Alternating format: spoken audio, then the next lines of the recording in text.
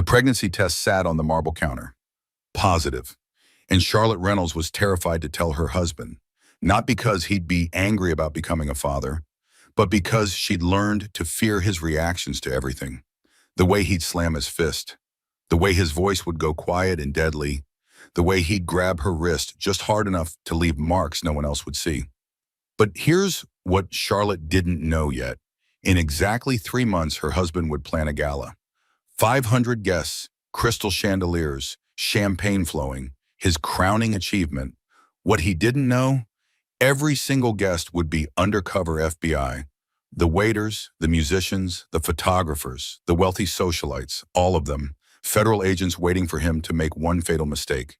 And at 8 months pregnant, standing in that ballroom in a champagne silk dress, Charlotte would watch her husband's mask finally slip.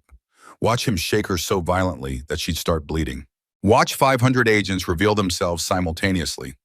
This is the story of how a terrified pregnant woman became the bravest person in the room, how the FBI built an entire fake event just to catch one man, and how sometimes the only way out is straight through the fire. Stay with me, because what happened that night, you won't believe it until you hear every word. The pregnancy test sat on the marble counter. Positive. 3 months along, and Charlotte Reynolds had no idea how to tell her husband without flinching. Her hands shook as she stared at the 2 pink lines. They blurred, refocused, still there, still real. The bathroom felt too small suddenly. The white marble walls pressed in. She could hear her own breathing, fast, shallow, panicked. She'd been hiding it for 2 weeks now. Morning sickness blamed on food poisoning, exhaustion blamed on poor sleep. The growing tenderness in her breast blamed on her monthly cycle that never came. Grant hadn't noticed. Grant never noticed anything about her body unless it disappointed him. The sound of footsteps in the hallway made her heart slam against her ribs. Heavy, purposeful, getting closer. She grabbed the test, looked around wildly. Where could she hide it? The trash? No. He checked the trash. She'd learned that lesson 6 months ago when he had found a receipt for coffee she'd bought herself. Accused her of wasting his money on overpriced lattes. The tampon box. That was safe. He'd never looked there. She shoved the test inside, closed the box, tucked it back under the sink. Her reflection in the mirror looked pale, scared. She pinched her cheeks, forced color into them, smiled. The smile looked wrong, brittle. "Lottie," Grant's voice came through the door, sharp. "We need to talk, now." She unlocked the door. Her fingers fumbled with the latch. Grant stood in their bedroom holding his iPad. His jaw was tight. That muscle in his cheek twitched. The one that always twitched before he got angry. "I'm hosting a gala," he said. No greeting, no warmth, just information delivered like a command. 3 months from now, 500 guests. Reynolds text 20th anniversary. Lottie's stomach dropped. 3 months. She'd be 7 months pregnant by then. Huge. Undeniable. "Grant, I didn't know we were planning something, so..." His hand slammed down on the dresser. The sound cracked through the room like a gunshot. A picture frame rattled. She flinched, hated herself for flinching. "I don't recall asking your permission," Grant said. His voice was quiet now. Dangerous quiet. The kind of quiet that preceded storms. "This is my company, my anniversary, my gala. You'll be there. You'll smile. You'll look presentable. Is that understood?" Lottie did what she always did when he got like this. She counted 1, 2, 3, 4, 5. Breathed in through her nose, out through her mouth, forced her shoulders down. Made her face soft, agreeable. "Of course, whatever you need." Grant's expression smoothed. The anger vanished like it had never existed. He smiled, set down the iPad, walked over and kissed her forehead. Cold. Perfunctory. "Good girl, I knew you'd understand. Now get dressed.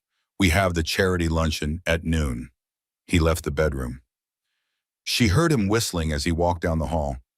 Cheerful, like nothing had happened, like he hadn't just terrified her in their own bedroom. Lottie sank onto the edge of the bed. Her legs felt weak. The baby. She pressed a hand to her still flat stomach.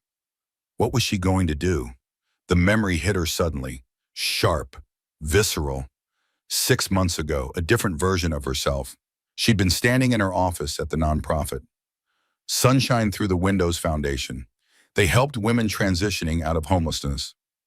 Lottie had been the assistant director. She loved her job, loved the women she helped, loved the feeling of making a difference. That day, she'd been leading a team meeting, discussing their new partnership with the housing authority. Everyone was excited, energized. Then Grant walked in. He didn't knock, never knocked, just strode into her office in his expensive suit with that expression on his face, the one that said everyone else was wasting his time. Charlotte, he'd said, using her full name, the name that felt too formal, too stiff. You're quitting today. She'd laughed, actually laughed, thought he was joking. What? Grant, I'm in the middle of... I'm not asking. His voice cut through her words like a blade. You're my wife. That's your job now. This. He'd waved his hand dismissively at her office, at her career, at everything she'd built. This is beneath you, beneath us. Pack your things. Her boss, Marianne, had been standing there, watching, helpless. The whole team had seen it happen. Lottie's face had burned with humiliation. Grant, can we at least discuss this privately? She tried. There's nothing to discuss. Get your things. We're leaving. And she had. She'd packed up her desk while everyone pretended not to stare. Marianne had followed her to the door, pressed a business card into her hand. Her eyes had been wet. If you ever need anything, she'd whispered. Anything at all, you call me. Lottie had shoved the card in her pocket. Never called. What would she even say? Now she sat in her bedroom 3 months later, and that business card was still in her wallet. She'd never thrown it away. Some small part of her had known she might need it. Her phone buzzed. A text from Grant. Don't forget to look nice today. We're sitting with the Hendersons, important donors. She texted back immediately. Of course. Her fingers hovered over the screen. She opened her contacts, scrolled to Vivian Morrison, her best friend from college. They'd been roommates for 4 years, shared everything, secrets, dreams, fears. But Lottie hadn't talked to Viv much lately. Grant didn't like her, said she was a bad influence, too opinionated, too independent. Lottie pressed call before she could talk herself out of it. Viv answered on the second ring. Lottie? Oh my God, I was just thinking about you. How are you? The concern in Viv's voice made Lottie's throat tight. I'm good, fine, just wanted to catch up. Really? Because you sound weird. Viv had always been able to read her, even over the phone. What's going on? Grant's planning a gala, big anniversary thing for the company, 3 months from now, 500 guests. She tried to sound excited, normal. Failed. Okay. Viv's voice was careful. And you're calling me because? Lottie paused, chose her words carefully. Grant checked her phone sometimes, read her messages. I'm 7 months pregnant by then. He hasn't noticed I'm pregnant now. Silence on the other end. Long silence. Then Viv's voice came back different, harder, professional. She was an investigative journalist. This was her work voice. Lottie, that's not normal. You know that, right? He's just busy. The company is expanding. There's a lot of pressure. Lottie, I have to go. Charity luncheon. I'll call you later. She hung up before Viv could push further. Her hands were shaking again. She pressed them flat against her thighs, counted her breathing. 1, 2, 3, 4, 5. The closet beckoned, the walk-in closet that was bigger than her first apartment. She went inside, shut the door, sat on the floor among Grant's perfectly organized suits and her carefully curated dresses. Everything color-coordinated, everything expensive, everything chosen by him. This was the only place in the whole penthouse that felt small enough to breathe in. The only space where the walls didn't echo, where she could pretend she was somewhere else, someone else. Her phone buzzed again. Another text from Grant. Dress fitting tomorrow morning, 9 sharp. Don't be late. Of course, the dress fitting. For a gala 3 months away when she'd be visibly pregnant and he still hadn't noticed. Lottie pulled her knees to her chest, pressed her forehead against them. The baby fluttered, barely perceptible, just a whisper of movement. But it was there, real, growing.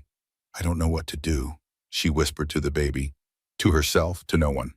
The closet door opened. Grant stood there looking down at her. His expression was unreadable. "What are you doing on the floor?" "Just looking for something," she said quickly, stood up, brushed off her pants.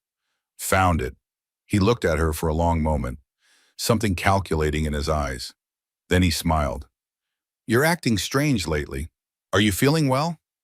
"Just tired." "Hmm." He reached out, touched her face. She forced herself not to flinch. "Maybe you should see Dr. Bradshaw again. Get your anxiety medication adjusted." Her therapist. The one Grant had insisted she see after she'd overreacted to his controlling behavior. The one who gently suggested that maybe the problem wasn't Lottie's anxiety. That suggestion had been 6 months ago. Lottie hadn't mentioned it to Grant. "Maybe," Lottie said. "Good." He patted her cheek. "Now get ready. We leave in an hour." He walked away, left the closet door open. She stayed there for another minute, breathing, counting, surviving. What she didn't know was that Vivian Morrison had already made 3 phone calls the moment they'd hung up. One to Marianne at the nonprofit, one to an FBI tip line she'd used for previous investigative work, and one to her own attorney. What she didn't know was that the wheels were already turning, that her call for help had been heard. Even if she hadn't realized she was asking for help at all, what she didn't know was that Grant's gala would become the biggest mistake of his life. But that would come later. For now, she got dressed. Put on makeup, styled her hair, became the version of Charlotte Reynolds that Grant required. The pretty wife, the obedient wife, the wife who smiled and said nothing and took up as little space as possible. She looked at herself in the mirror one final time before leaving. Barely recognized the woman staring back. When had she become so small? When had her own reflection become a stranger? The charity luncheon was torture. 4 hours of fake smiling, of making small talk with people who looked through her like she was furniture, of watching Grant charm donors and partners while his hand on her knee under the table squeezed just a little too hard. A reminder, a warning. She ate her salad, drank her water, laughed at the right moments, said nothing interesting or memorable, exactly as expected. On the drive home, Grant was cheerful. "You did well today." The Hendersons were impressed. "Thank you. Tomorrow after your dress fitting, we'll review the guest list for the gala. I want your input on the seating arrangements." Liar. He didn't want her input, he wanted her compliance. But she nodded anyway. Of course. That night she lay in bed next to her husband. He was already asleep, snoring softly. She stared at the ceiling, counted the recessed lights, 16 of them. She counted them 100 times before.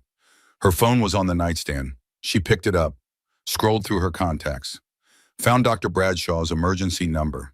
Her thumb hovered over it. What would she even say? "My husband is controlling but not violent. My husband criticizes but doesn't hit. My husband makes me feel small but hasn't actually hurt me." Would anyone believe that was enough? Would anyone care? She put the phone down, turned on her side. Grant shifted in his sleep. His arm came around her waist, possessive, even unconscious. The baby fluttered again, stronger this time. She pressed her hand where the movement had been. "I'll figure it out," she promised, somehow. But she had no idea how, no idea that help was already coming, no idea that 3 months from now, everything would change. For now, she closed her eyes and tried to sleep, tried not to think about the gala, about being 7 months pregnant and on display, about what Grant would do when he finally noticed. Tried not to think about how trapped she'd become. The city lights filtered through the floor-to-ceiling windows. Manhattan stretched out below them, 52 floors up. Sometimes Lottie thought about how high they were, how far the fall would be. Not seriously, just abstractly, the way you think about things when you're desperate. She pulled the blanket up to her chin. Grant's arm tightened around her waist. She stopped moving, barely breathed, waited until she felt him relax again into deep sleep. Only then did she allow herself one small freedom. She cried, silently, tears sliding sideways into her hair, her pillow. The expensive Egyptian cotton sheets that Grant had chosen. Tomorrow would be another day of pretending, another day of performing, another day of being someone she didn't recognize. But tonight, just for these few hours while he slept, she could admit the truth. She was terrified. She was alone, and she had no idea how to save herself. The boutique smelled like lavender and new fabric. Expensive, exclusive, the kind of place where you needed an appointment just to walk through the door. Grant had made the appointment, chosen the designer, selected the style and color before Lottie even knew they were going. She stood on the fitting platform in her undergarments while the seamstress circled her like a predator evaluating prey. The woman's name was Margot, French accent, perfectly manicured hands that held pins like weapons. Grant sat in a leather chair near the mirrors, his legs crossed, his expression unreadable, watching. "Arms up, please," Margot said. Lottie raised her arms. The measuring tape came around her ribs, her waist, her hips. She could feel Grant's eyes on every measurement, every number that came out of Margot's mouth. 34, 28, 37. Grant's jaw tightened. Lottie's stomach clenched. She knew what he was thinking, that she was getting fat, that she was letting herself go, that she was embarrassing him. What he didn't know was that she was 3 months pregnant, that those measurements would change dramatically over the next 4 months, that by the time of his gala, she'd be massive, and there was no dress in the world that could hide it. Margot brought out the sample. Champagne silk, bias cut, it would cling to every curve, show every imperfection. Grant had chosen well if his goal was to make her feel exposed. "Try this on," Margot said. Lottie stepped into the dress.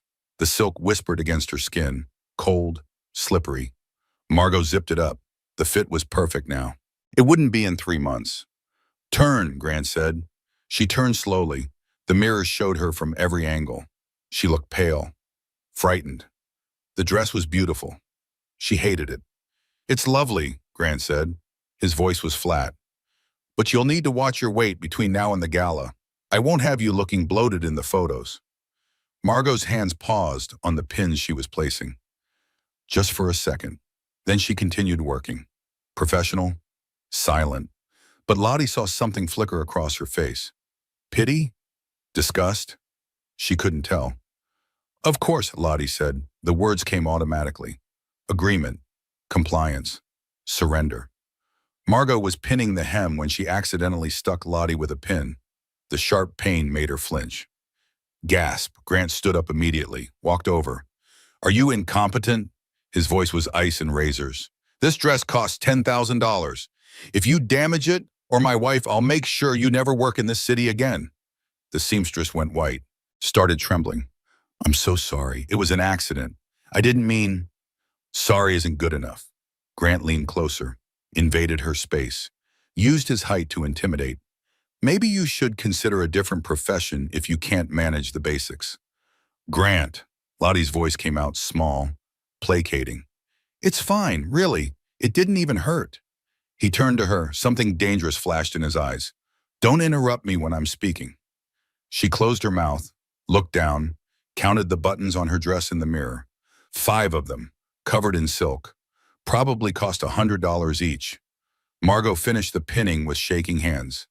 "The dress will be ready in 2 months, she said quietly, with room for minor alterations closer to the date. Grant paid $20,000 for a dress Lottie would wear once. Maybe, if she could figure out how to hide a 7-month pregnancy, which was impossible. In the car ride home, Grant drove in silence. Lottie stared out the window, watched the city blur past, people walking dogs, couples holding hands, normal lives she used to take for granted. "You're getting fat," Grant said suddenly. Her hand moved instinctively to her stomach, covered it, protected it. "I'm not. I've been careful about—" "Don't lie to me." His voice was calm, too calm. "I can see it. Your face is fuller. Your body is changing. You're letting yourself go." "I'm pregnant, Grant." The words were out before she could stop them. Stupid. She'd meant to tell him differently, carefully, when he was in a good mood, if he was ever in a good mood anymore. He slammed on the brakes. The car screeched to a stop in the middle of traffic. Horns blared behind them. He turned to her slowly. "What did you say?" Her heart pounded so hard she could hear it in her ears. "I'm 3 months pregnant. I found out 2 weeks ago. I've been trying to find the right time to tell you." "You're lying." "I'm not. I have the test at home. I can show you." His face went through several expressions in rapid succession. Shock, anger, calculation, then something worse, disgust. How did this happen? How do you think it happened? Don't get smart with me. He started driving again, jerked the car forward. Are you sure it's mine? The question hit her like a physical blow. She couldn't breathe for a second. Of course it's yours. How can you even ask that? Because you've been acting strange, secretive, meeting with your friend Vivian. What else have you been hiding? Nothing, I swear. I didn't know how to tell you. Because you knew I'd be angry. No, because I knew you were stressed about the company and the gala, and I didn't want to add more pressure. He laughed, sharp, bitter. Well, congratulations. You've added pressure. A baby. Perfect timing. They drove the rest of the way in silence. Lottie pressed her forehead against the cool window, tried not to cry, failed. Tears slid down her cheeks. She wiped them away quickly. Didn't want him to see. When they got home, Grant disappeared into his office, slammed the door. She heard him on the phone. His voice was muffled but angry. She couldn't make out the words. She went to the bathroom, locked the door, sat on the edge of the bathtub fully clothed. The expensive marble felt cold through her clothes. She counted tiles, started at the corner, 1, 2, 3, made it to 147 before she lost track. Her phone buzzed. A text from Vivian. How did the fitting go? Lottie stared at the message. How much should she tell? How honest could she be? She did that thing. That thing every woman who's been told she's wrong does. She opened her browser, typed in her search. Am I overreacting? Google autofilled the rest. Am I overreacting to my husband's anger? Am I overreacting about emotional abuse? Am I overreacting, or is this gaslighting? 3 a.m. Google searches in blue light. Desperate validation from strangers on the internet. She'd done this so many times before. Always late at night, always when Grant was asleep, always searching for someone to tell her she wasn't crazy. The results came up. Forums, articles, psychology websites. She scrolled through them, read stories that sounded familiar. Too familiar. Women describing their husbands in words that could have described Grant. He criticizes my weight but says he's just trying to help me be healthy. He controls the money but says he's just better at managing finances. He isolates me from friends but says they're bad influences. He makes me feel crazy but says I'm too sensitive. Am I overreacting? Is this normal? Other couples fight too, right? Lottie closed the browser, put down her phone, stared at her reflection in the bathroom mirror. When had she started looking so tired? When had the dark circles appeared? When had she started wearing her hair in a bun every day because it was easier than having him criticize how she styled it? A knock on the door made her jump. Charlotte? Grant's voice, still angry but controlled now. Come out. We need to talk. She unlocked the door. He stood there with papers in his hand. His face was smooth, pleasant. The anger had been put away, tucked into whatever box he kept it in until he needed it again. I've been thinking, he said, about the baby. She waited, didn't speak, didn't trust her voice. Obviously, this complicates the gala. You'll be showing by then, significantly showing. That's not the image I want to project. I'm sorry. The apology came automatically, programmed response. I didn't plan for the timing to be like this. Clearly, he handed her the papers. I've made an appointment for you, Dr. Helen Bradshaw, your therapist, tomorrow at 2. You need to get your anxiety under control. This is obviously stress-induced. You're not thinking clearly. She looked at the appointment card. Dr. Bradshaw. She'd been seeing her for 6 months, ever since Grant decided Lottie was too emotional and needed professional help. Okay, she said. Good. He touched her face. She made herself not flinch. I'm not angry about the pregnancy. I'm just disappointed that you didn't tell me sooner.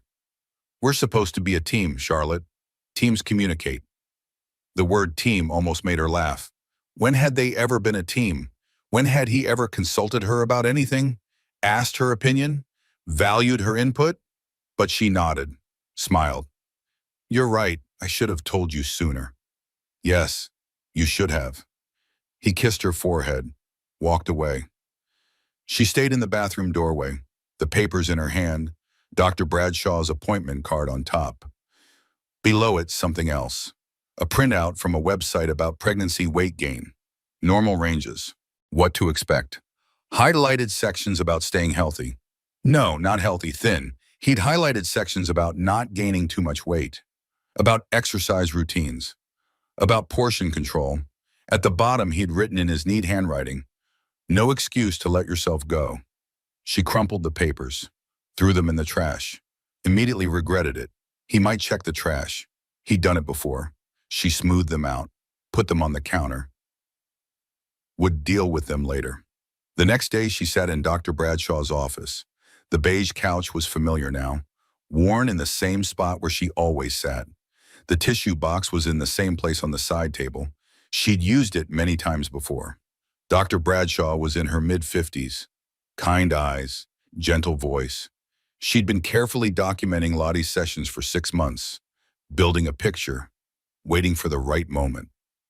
Charlotte, Dr. Bradshaw said, Grant called me this morning. He said you told him about the pregnancy. Yes. How did he react? He was surprised, but he's dealing with it.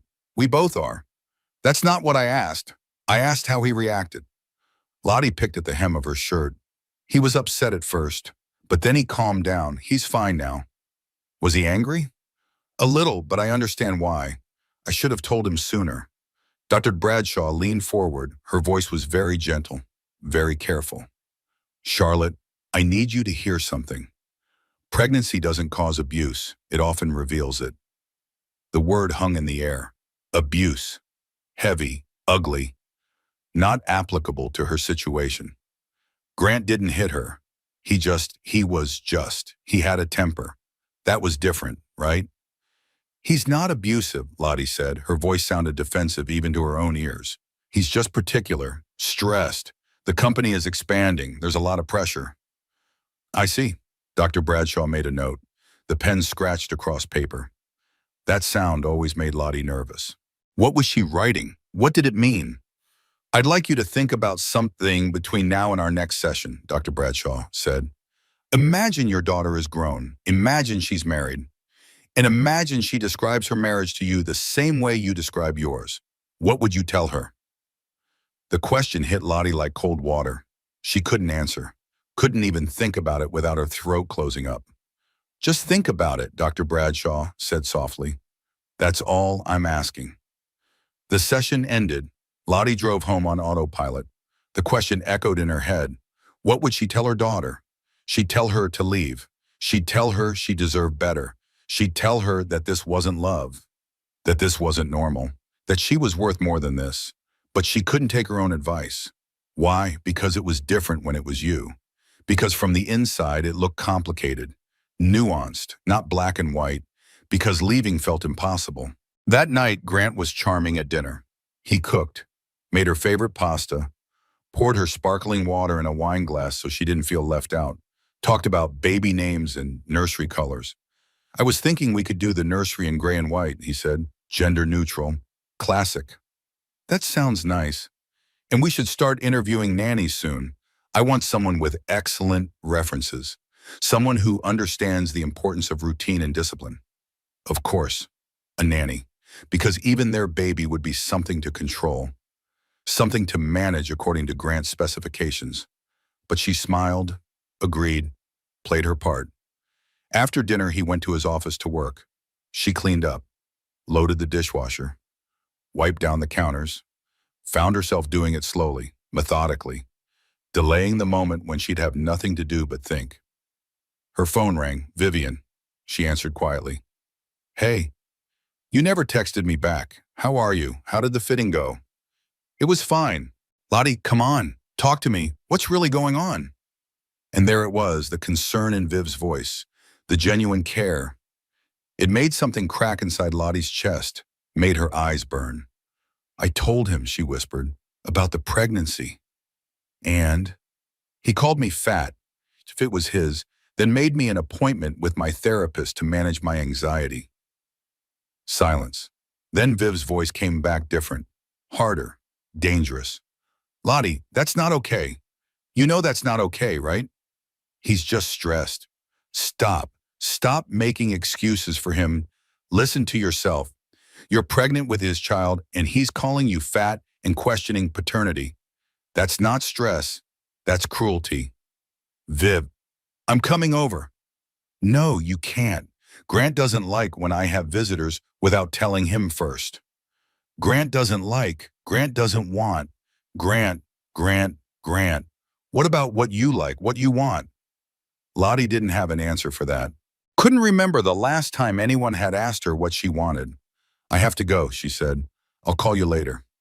She hung up before Viv could argue. Immediately felt guilty. Viv was just trying to help, but she didn't understand. Nobody understood unless they lived it. Grant emerged from his office around 11. She was already in bed pretending to read. He got ready for bed, brushed his teeth, changed into pajamas, climbed in beside her. I've been thinking, he said, about the gala. Her stomach tightened. Okay. We'll need to manage the optics carefully. You'll be 7 months pregnant by then, very visibly pregnant. But if we do it right, it could actually work in our favor. The family man image, successful CEO with a baby on the way. Right. So we'll need you to look perfect, glowing, happy. None of this tired, anxious energy you've been giving off lately. Understood? Understood. He kissed her, rolled over, was asleep within minutes. She lay awake for hours, staring at the ceiling, counting recessed lights. 16 of them. Always 16. What she didn't know was that Dr. Bradshaw had already submitted a report to the hospital's risk assessment team, flagging Lottie as high risk for domestic violence. Pregnant victim, escalating control, classic pattern. What she didn't know was that the report had been forwarded to someone else, someone who'd been waiting for exactly this kind of case. What she didn't know was that her question about what she'd tell her daughter had haunted Dr. Bradshaw too, enough to break confidentiality, enough to make that call. But Lottie didn't know any of that yet. She just lay in the dark next to her husband, protected her growing belly with one hand, and wondered how long she could keep pretending. The answer was 3 months, but she didn't know that yet either. Lottie woke at 2 in the morning because Grant's side of the bed was cold. She reached across the empty sheets. Nothing. She listened. Silence. Then voices, muffled, coming from down the hall. She got up slowly. Her feet touched the cold hardwood floor. The penthouse was dark except for a sliver of light under Grant's office door. She walked toward it, each step careful, quiet. She'd learned to move silently through her own home. The door was cracked open. Just an inch. Enough to see him sitting at his desk with his back to her. Phone pressed to his ear. His voice was low, dangerous. The voice he used when he was truly angry, when the mask came completely off. I don't care what it was, he said. Handle it. Pause. Someone speaking on the other end. The gala is critical. Nothing can go wrong, especially not her. He spat the word like poison. Her. Lottie froze in the hallway. Her heart stopped. Started again too fast. If she makes a scene, if she embarrasses me in front of the board, you know what to do. Another pause. Yes, exactly. Make it look natural. Pregnancy complications. These things happen. The world tilted. Lottie's hand flew to her mouth, pressed hard to stop the sound that wanted to escape. He couldn't mean. He wouldn't. But his voice was so cold, so certain. I'll transfer the money tomorrow. Half now. Half when it's done. Pause. No, she suspects nothing. She's too stupid to see what's right in front of her face. Click. He set down the phone, started to turn in his chair.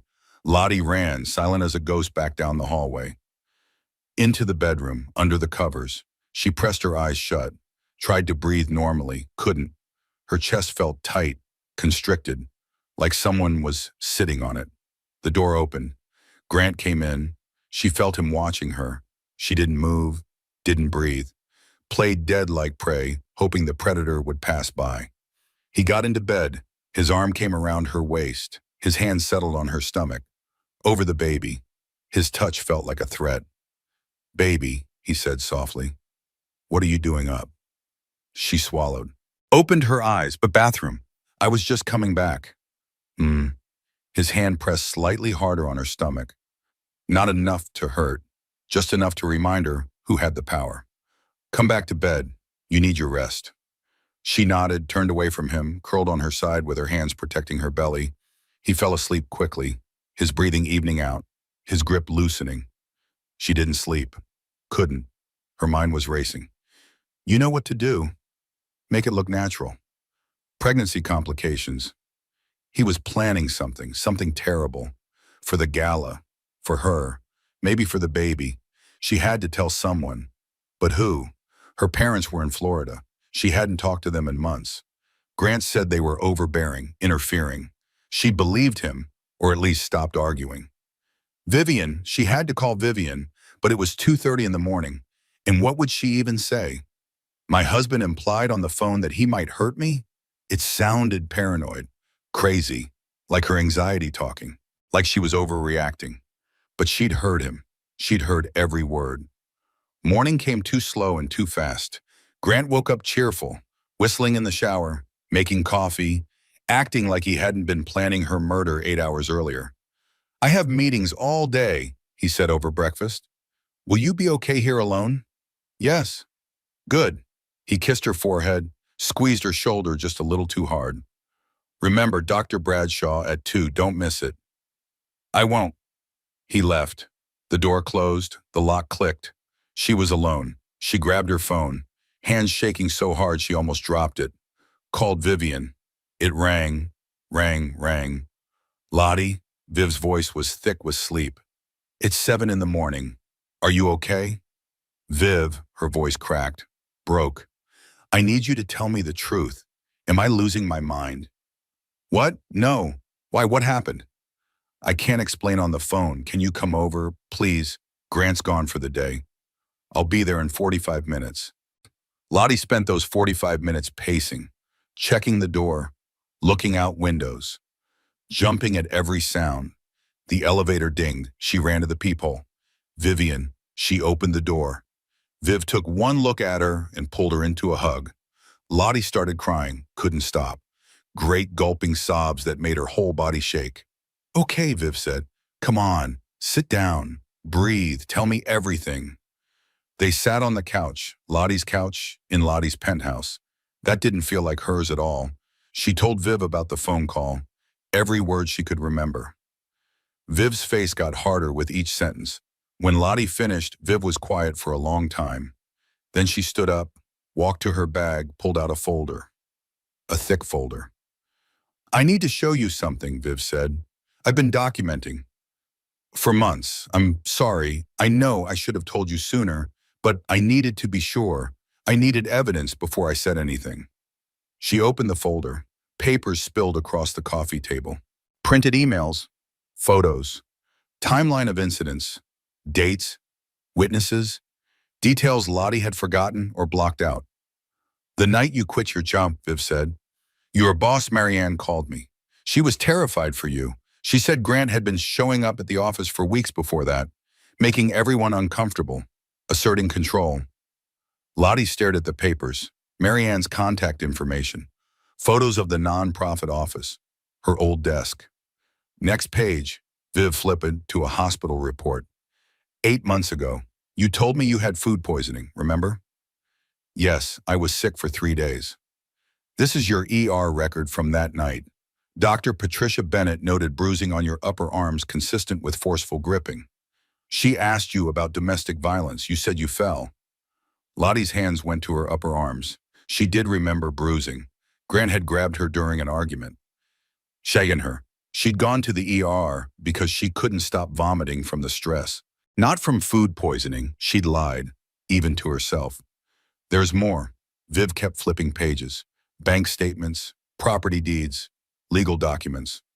Your grandmother's investment property, the one she left you, the one you were so proud of. Look at the deed. Lottie looked. Her name wasn't on it. Grant's name was, sole owner. How? That was mine. She left it to me. Power of attorney. Remember last year when you signed those tax documents he brought home? She did remember. She'd been tired. He'd said it was routine. She'd signed without reading. Stupid. So stupid. He transferred everything into his name. The property, your inheritance, your trust fund from your grandparents, all of it. You have nothing, Lottie. He's been systematically taking everything from you for 2 years. The room spun. Lottie pressed her hands to her face, tried to breathe, couldn't.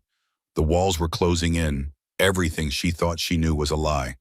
I need to go to the bathroom, she managed. She ran, made it to the toilet just in time. Threw up. Morning sickness and panic combined into something violent. She retched until there was nothing left, then sat on the cold tile floor. Fully clothed, let the coolness seep through her clothes into her skin. She counted tiles. Started at the corner by the toilet. 1, 2, 3. Made it to 147 again. The same number as last time. The same meaningless number that helped her feel in control when everything else was chaos. The baby kicked, hard, insistent, like it was trying to get her attention. She pressed her hand where the movement had been. I know, she whispered, Fred. I know we have to do something. But what? What can I do? Vivian knocked softly on the door. Lottie, can I come in? Yes, Viv came in, sat on the floor next to her, didn't say anything, just sat there. Present, solid, real. I didn't know it was this bad, Lottie said finally. I knew it was bad, but I didn't know it was this bad. I know. He's going to hurt me at the gala. I heard him on the phone. He's paying someone to make it look like pregnancy complications. I believe you. Viv's voice was steady, certain. And we're going to stop him. How? I made some calls. After you called me the other day, I contacted someone I've worked with before, an FBI agent who specializes in domestic violence cases. Her name is Rebecca Torres. She's expecting to hear from us. The FBI? Lottie's voice came out high, panicked. Viv, I can't. Grant will find out. He'll what? Hurt you? He's already planning to do that. Lottie, this is serious. This is beyond anything you can handle alone. You need help. Professional help. Legal help. But I don't have any proof. Just a phone call I overheard. That's not enough. It's a start. Viv pulled out her own phone. I recorded some of what you told me. With your permission, I want to send it to Agent Torres. She can tell us what to do next. Uy, I don't know. Lottie, look at me. Viv took her hands, held them tight. You have to survive. You and this baby. Nothing else matters right now. Not the penthouse, not the money, not what people think. Just survival. Can you do that? Could she? Could she actually fight back? Actually try to escape? Or would she just curl up and wait for whatever Grant had planned? The baby kicked again. Harder this time. Painful. A reminder that she wasn't just making decisions for herself anymore. Okay, she said. Call her. Call Agent Torres. What she didn't know was that Agent Torres had been waiting for this call, that Dr. Bradshaw's report had landed on her desk 3 days ago, that Marianne from the nonprofit had also reached out, that Grant Reynolds had been on the FBI's radar for months, not for domestic violence, for other things, financial crimes, fraud, embezzlement. But they hadn't had a way in, hadn't had anyone willing to testify. Until now. Viv made the call right there on the bathroom floor. Put it on speaker. This is Agent Torres. Agent Torres, this is Vivian Morrison. We spoke 2 days ago about Charlotte Reynolds. Yes, I remember. Is Mrs. Reynolds with you? I'm here, Lottie said. Her voice sounded small, scared. She hated how scared she sounded. Mrs. Reynolds, thank you for reaching out. I know this is difficult. Can you tell me what's changed since Vivian and I last spoke? Lottie told her about the phone call, every detail. Agent Torres didn't interrupt, didn't question, just listened. When Lottie finished, there was a pause. Mrs. Reynolds, I believe you, and I want to help you, but I need you to understand something. If we proceed with this, your life is going to change completely. There's no going back. Are you prepared for that? I don't know. That's honest. I appreciate honesty. Agent Torres' voice was kind but firm. Here's what I can tell you. Your husband is under investigation. Not for domestic violence, though we have enough evidence to pursue that now. For financial crimes, wire fraud, securities violations. We've been building a case for 2 years. What? Lottie couldn't process this. Grant? Her husband? I don't understand. You don't need to understand everything right now. What you need to know is this. We can protect you. We can stow what he's planning. But we need your cooperation. And we need to move quickly. His gala is in 3 months. Yes, June 15th. Perfect. That gives us time. Mrs. Reynolds, how do you feel about helping us catch your husband in the act? The question hung in the air. How did she feel? Terrified, relieved, angry, devastated, all of it at once. I want him to pay for what he's done, she said finally. Not just to me, to everyone he's hurt. Good, that's what I needed to hear.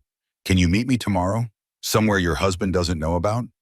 The Botanical Gardens, East Entrance. I go there sometimes. He doesn't monitor that. Doesn't monitor that? Agent Torres' voice sharpened. He monitors other places? He checks my phone sometimes, looks at my location, asks where I've been. I see. Okay, Botanical Gardens, East Entrance, tomorrow at 10 in the morning. Come alone. Don't tell anyone where you're going. Not even Vivian. If your husband asks, you're shopping for maternity clothes. Understood? Understood. Mrs. Reynolds, you're doing the right thing. It takes tremendous courage to make this call. Don't forget that. They hung up. Lottie looked at Vivian. I think I just agreed to help the FBI take down my husband. Yes, you did. Viv smiled, sad, proud. I'm so proud of you. I'm terrified. That's normal. Being terrified means you're smart enough to understand how serious this is. They sat on the bathroom floor for a while longer. Then Lottie got up, washed her face, looked at herself in the mirror. She looked different somehow. Not better, just more awake, like someone who'd been sleepwalking and finally opened her eyes. Vivian helped her go through the folder. All the evidence, all the documentation, photos of bruises Lottie didn't remember posing for, medical records, financial documents, a timeline that showed clear escalation over 2 years. When did you start collecting all this? Lottie asked. About a year ago. Remember that party at your place? When Grant screamed at you for burning the appetizers? Lottie remembered. She'd been so humiliated. All their friends watching. She'd locked herself in the bedroom and cried. Viv had come to check on her, stayed with her for an hour. I knew then, Viv said. I knew something was really wrong. So I started paying attention.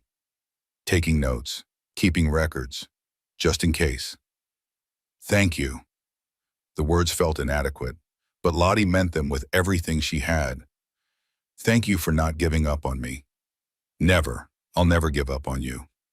At 1:30, Lottie made Viv leave. She had the appointment with Dr. Bradshaw at 2. Couldn't be late. Grant would know if she was late. She drove to the therapist's office on autopilot. Her mind was spinning. FBI, investigation, evidence, Gala, trap, danger, safety, freedom, prison. All of it swirling together until she couldn't think straight. Dr. Bradshaw's waiting room was empty, quiet. The receptionist smiled at her. Go right in, she's expecting you. Lottie sat on the familiar beige couch. Dr. Bradshaw came in with her notepad, closed the door, sat down across from her. Charlotte, how are you? And for the first time in 6 months of therapy, Lottie told the complete truth. Everything, the phone call, the folder, the FB, why I'm on of it. She cried through most of it. Dr. Bradshaw handed her tissues, listened without judgment. When Lottie finished, Dr. Bradshaw was quiet for a long moment. Then she did something unexpected. She smiled. Do you know why I filed that report? Dr. Bradshaw asked. What report? 3 days ago, I submitted a risk assessment report to the hospital's domestic violence unit, flagging you as high risk. I broke confidentiality. I could lose my license for that. You, why? Because you asked me that question about what I'd tell your daughter, and I realized I'd been waiting for you to realize how bad it was. But you couldn't see it from the inside, so I had to act. I had to get you help, even if you weren't ready to ask for it. Lottie started crying again, but different tears this time. Relief, gratitude. Thank you. You're going to be okay, Dr. Bradshaw said firmly. This is going to be hard. Probably the hardest thing you've ever done. But you're going to survive, and you're going to be stronger than you ever imagined possible. That night, Lottie went home and made dinner. Grant came home at 7, cheerful, affectionate, complimented the meal, asked about her day, acted like a normal husband in a normal marriage.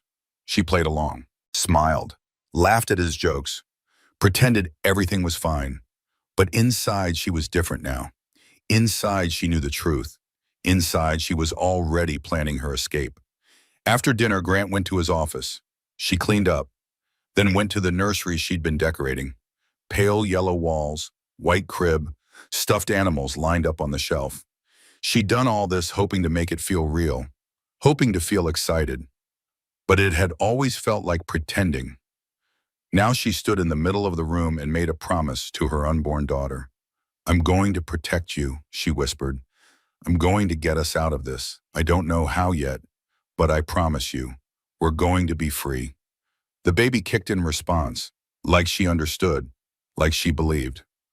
Lottie hoped that belief was enough because she had no idea what tomorrow would bring, no idea what she was walking into, no idea if the FBI could actually protect her or if this would all blow up in her face, but she couldn't go back. Couldn't unknow what she now knew. Couldn't pretend anymore. Tomorrow she would meet Agent Torres. Tomorrow she would start fighting back. Tomorrow she would begin the long road to freedom. Tonight she just stood in the nursery and held her belly and hoped with everything she had that she was making the right choice. Outside, the city stretched below them. 52 floors down, so far to fall, but maybe also so far to climb back up. The botanical gardens smelled like earth and green growing things. Lottie arrived 15 minutes early, found a bench near the orchid pavilion, sat with her hands folded in her lap, trying not to look as terrified as she felt. People walked past, a mother with a stroller, an elderly couple holding hands, teenagers taking selfies near the roses. Normal people living normal lives. She used to be one of them, or thought she was. Now she knew better. At exactly 10 o'clock, a woman sat down on the other end of the bench, mid-40s, professional clothes, kind eyes that had seen too much. She didn't look at Lottie, just sat there holding a coffee cup from the garden cafe. "Mrs. Reynolds?" Her voice was quiet, careful. "Yes. I'm Special Agent Rebecca Torres. Thank you for meeting me." She showed her credentials, real federal ID, FBI seal, photo that matched her face. "I know you're scared. That's normal. That's smart. I don't know what I'm doing here. You're here because you want to survive. That's enough." Torres finally looked at her, really looked at her, saw her. "How far along are you?" 16 weeks, 4 months. And he still doesn't really accept it? He accepts it. He just wishes it was different, more convenient, less visible. Lottie's hands went to her stomach automatically, protective. "He's planning something for the gala. I heard him on the phone." "I know. Vivian told me. We've started tracing his recent communications. He made 4 calls that night, one to a private security firm, one to his attorney, one to an offshore account manager, one to an unlisted number we're still tracking." "Security firm? Why would he need—" "Because he's planning to have you removed from the gala if you cause a scene. Removed could mean many things, none of them good, especially given your condition." Lottie felt cold. The garden suddenly seemed too open, too exposed. "He's going to hurt me. He's going to hurt my baby." "Not if we stop him first." Torres set down her coffee, pulled out a slim folder. "Mrs. Reynolds, Charlotte. Can I call you Charlotte?" "Yes." "Charlotte, I need to tell you something. Your husband has been under federal investigation for 22 months. Wire fraud, securities violations, money laundering, tax evasion. We've been building a case, but we haven't had grounds to move forward until now." "I don't understand. Why not?" "Because financial crimes require witness testimony, documentary evidence, a clear pattern. We had some of that, but your husband is careful, smart. He covers his tracks, uses shell companies, offshore accounts. We needed someone on the inside." Torres paused. "We needed you." The words hit like a punch. Lottie's breath caught. "You want me to spy on him?" "No, we want you to protect yourself while we gather the evidence we need. Your therapist filed a report. Your friend compiled documentation. Your former boss reached out to us. And now you've come forward about a direct threat. That's enough for us to act. Act how?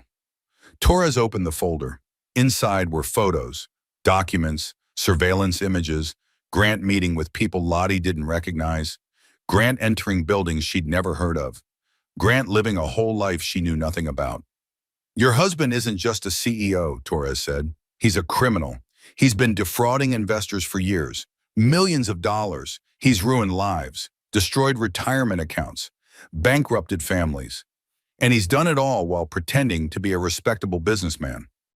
Lottie stared at the photos. This was Grant, but also not Grant. Or maybe this was who he'd always been and she'd just never seen it.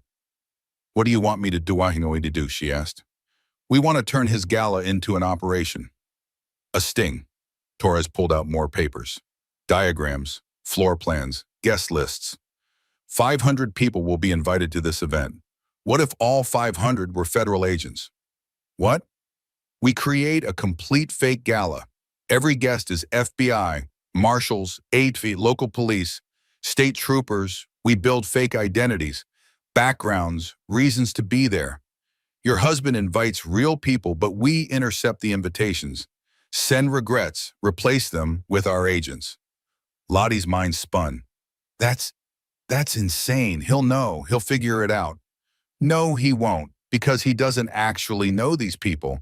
He sends invitations to impress donors and investors. Most are strangers to him. Business contacts, industry people, wealthy socialites. He's never met most of them. We can replace them easily. But his business partners, his board members, the people he actually knows, we'll handle them. Some will cooperate with the investigation once we approach them. Some will be detained on other charges that night. Some will simply not show up. By the time the gala happens, every person in that room will be working for us. The scope of it was staggering. Impossible, but Torres seemed completely serious, completely certain. Why, Lottie asked, why go to all this trouble? Because your husband will feel safe, powerful, surrounded by witnesses he thinks are on his side. That's when men like him slip, make mistakes, show their true nature. Torres leaned closer. And because when he acts, when he hurts you, we'll have 500 federal witnesses, perfect documentation, ironclad evidence. He won't be able to deny it, won't be able to charm his way out, won't be able to hurt another woman ever again. The weight of it settled on Lottie's chest. You want me to be bait? No, I want to give you the power. You'll wear a wire, audio and video, panic button hidden in your jewelry. We'll have agents positioned everywhere. The moment you're in danger, we move. But we need you to act naturally. Be yourself. Let him think he's winning. And if something goes wrong, nothing will go wrong. But if it does, Torres looked at her for a long moment. Then we have a backup plan, and a backup for the backup, and 50 agents whose primary job is your safety. Charlotte, I won't lie to you. There's risk. But doing nothing is riskier. He's already planning something. At least this way you're not alone. Lottie thought about that, about not being alone. She'd been alone for so long, even surrounded by people, especially surrounded by people, because none of them really saw her, really knew what was happening. There's something else, Torres said. Your husband's assistant, Jenna Palmer. She came to us 3 weeks ago. Jenna, why? Because she's been watching him treat you like this for 2 years, and because she has recordings, emails, documentation of his abuse, not just of you, of female employees, business partners who wouldn't cooperate, investors who questioned him. He's been systematically destroying anyone who gets in his way. Torres pulled out a thumb drive. This is everything Jenna gave us. I'm giving you a copy, not because you need to see it, but because you need to know. You're not the only victim. You're not crazy. You're not overreacting. He's dangerous. To you, to others, and you have a chance to stop him. Lottie took the thumb drive. It felt heavy, heavier than it should. I need time to think. You have until Friday, 3 days. After that, we need to start building the operation. The gala is in 78 days. That's barely enough time to set up an operation this complex. What do I do until then? Go home, act normal. Don't tell your husband about this meeting. Don't change your behavior. Don't give him any reason to suspect. Torres stood, pulled out a card. This has my direct number. Memorize it. Don't save it in your phone. If you need me, if anything happens, you call, day or night. Understood? Understood. Torres walked away, disappeared into the gardens. Lottie sat on the bench for a long time after, watching people pass, living their normal lives, wishing she could trade places with any of them. Her phone buzzed. Text from Grant. Where are you? Her heart jumped. She typed back quickly. Maternity shopping, found some cute things, home soon. Good. Dinner at 7 with the Hendersons. Wear something nice. Of course, more performing, more pretending, more playing the perfect wife for an audience that would judge her no matter what she did. She stood up, started walking toward the exit, stopped, turned around. There was a small garden shop near the orchid pavilion. She went inside, looked around, found what she wanted. A small jade plant, hardy, difficult to kill, symbolic of good luck and prosperity.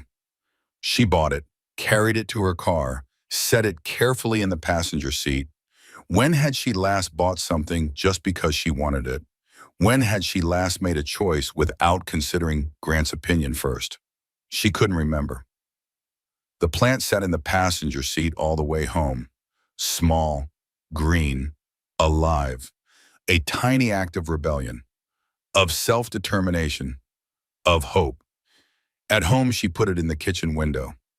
Grant came home while she was watering it. What's that? He asked. A plant. I bought it today. He looked at it, looked at her. We don't need plants. I wanted it. Something flickered across his face. Surprise? Annoyance? It was gone too quickly to tell. Fine, but don't let it die. I won't have dead plants in my home. Our home, she said quietly. What? Nothing. I'll take care of it. He left the kitchen. She touched the jade plant's leaves, smooth, cool, real. I'm going to take care of both of us, she whispered. Dinner with the Hendersons was torture as always. 4 hours of fake smiling while Grant's hand on her knee squeezed warnings. While Mrs. Henderson made pointed comments about Lottie's weight gain. While Mr. Henderson told inappropriate jokes and Grant laughed too loud. But now Lottie saw it differently, saw how Grant controlled every interaction, steered every conversation, made sure she never spoke unless spoken to, never expressed an opinion, never existed except as an extension of him. How had she not seen it before?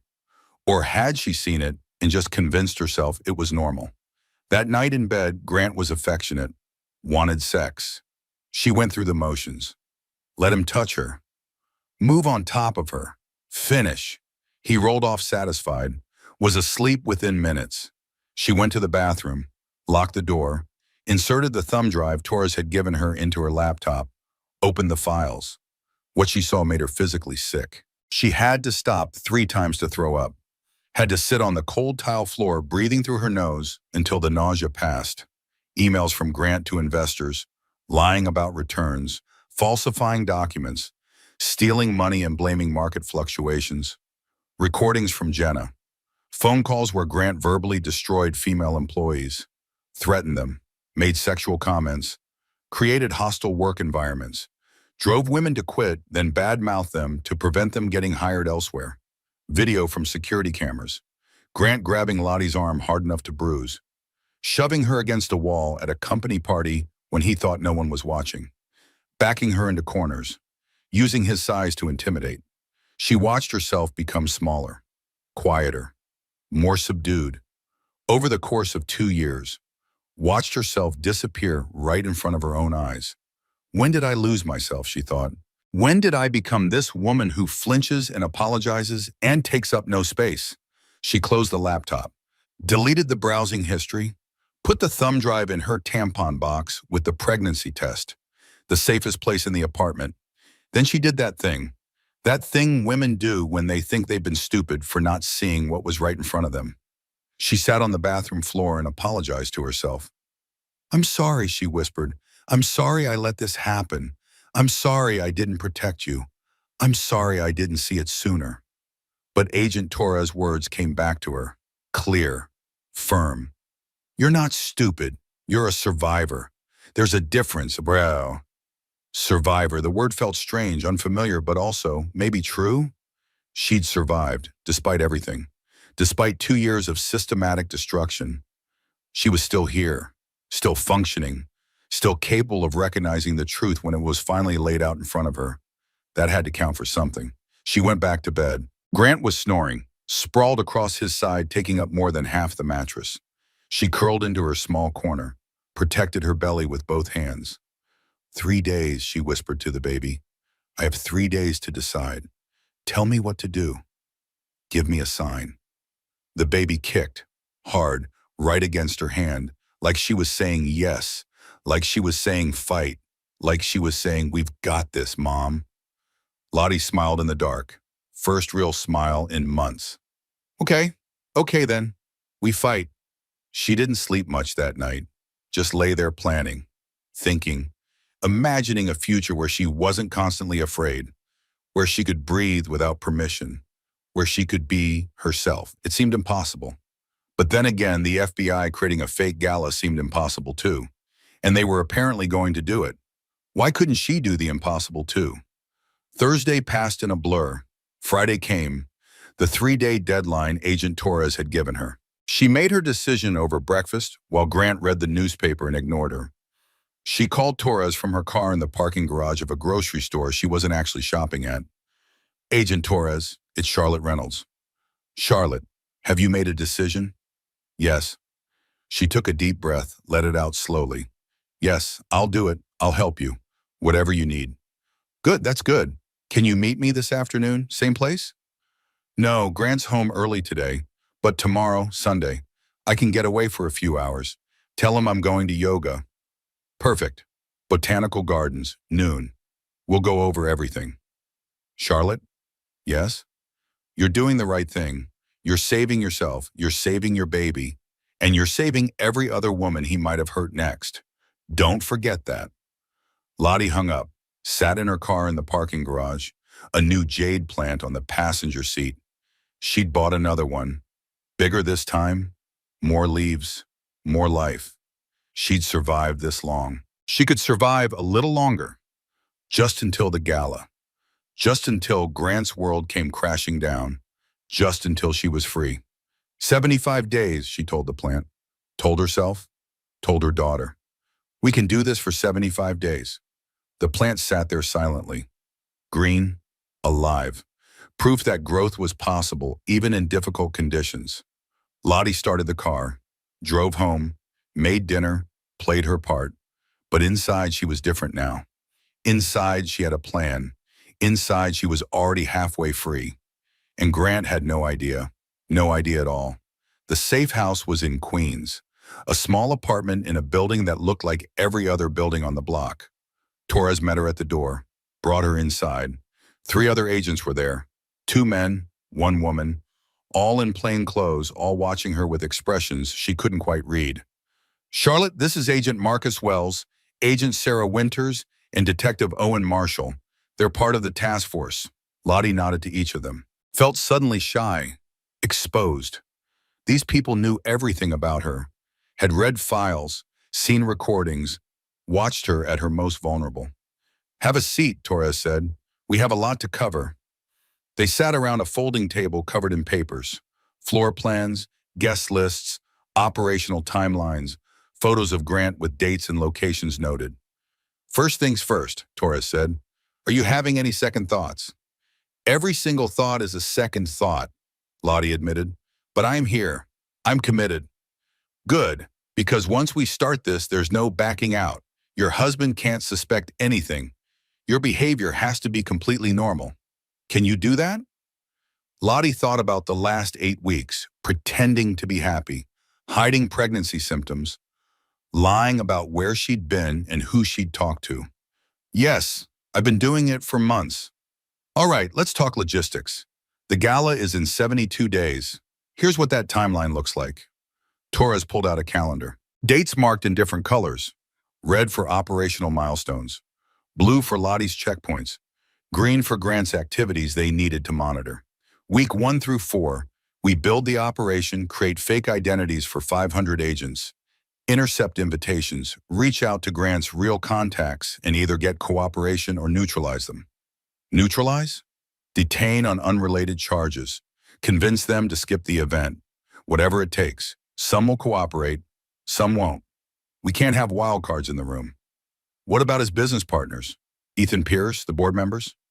Pierce is already under investigation. 2 board members have agreed to cooperate. 3 we're still working on. They'll be handled. Agent Wells spoke up. Mrs. Reynolds, do you know how many people your husband actually has close personal relationships with? I don't know. Not many. He doesn't really have friends, just business associates. Exactly. We've analyzed his communications. He has approximately 12 people he speaks to regularly outside of work. Of those 12, 7 are business contacts we can manage. 3 are family members, 2 are his attorney and financial advisor. What about his mother? Lottie asked. Diane, she'll definitely be there. Torres made a note. We'll need to brief her separately, see if she'll cooperate or if we need to exclude her from the operation. She won't believe you. She thinks Grant is perfect. She's always protected him. Mothers often do. We'll cross that bridge when we come to it. Agent Winters pulled out a small black box, opened it. Inside was a necklace. Delicate, expensive looking. Pearls with a diamond pendant. This is what you'll wear the night of the Gala, she explained. The pendant contains a camera. Audio and video. The clasp has a panic button. Press it 3 times fast and every agent in the room moves. Lottie took the necklace, held it carefully. It looks so normal, so innocent. What if Grant sees it, examines it? He won't. It's been designed to look exactly like the kind of jewelry he'd approve of. Elegant, classic, expensive but not flashy. Your friend Vivian actually helped us choose the style based on what you usually wear. Viv knows about all this? She's been briefed. She's also agreed to help. She'll be at the gala, not as an agent, as your friend, your support system. Someone real in a room full of fakes. The thought of Viv being there made Lottie feel marginally less terrified. Okay, what else? For the next 3 hours, they walked through every detail, where Lottie would stand, what she would say, how to signal if she needed help, escape routes if something went wrong, medical team on standby, ambulance positioned nearby. We're preparing for every contingency, Torres said, including the worst-case scenario. If he moves faster than we anticipate, if he tries to hurt you before we can intervene, we have protocols. What's the worst-case scenario? Lottie asked. Silence. Torres and Wells exchanged looks.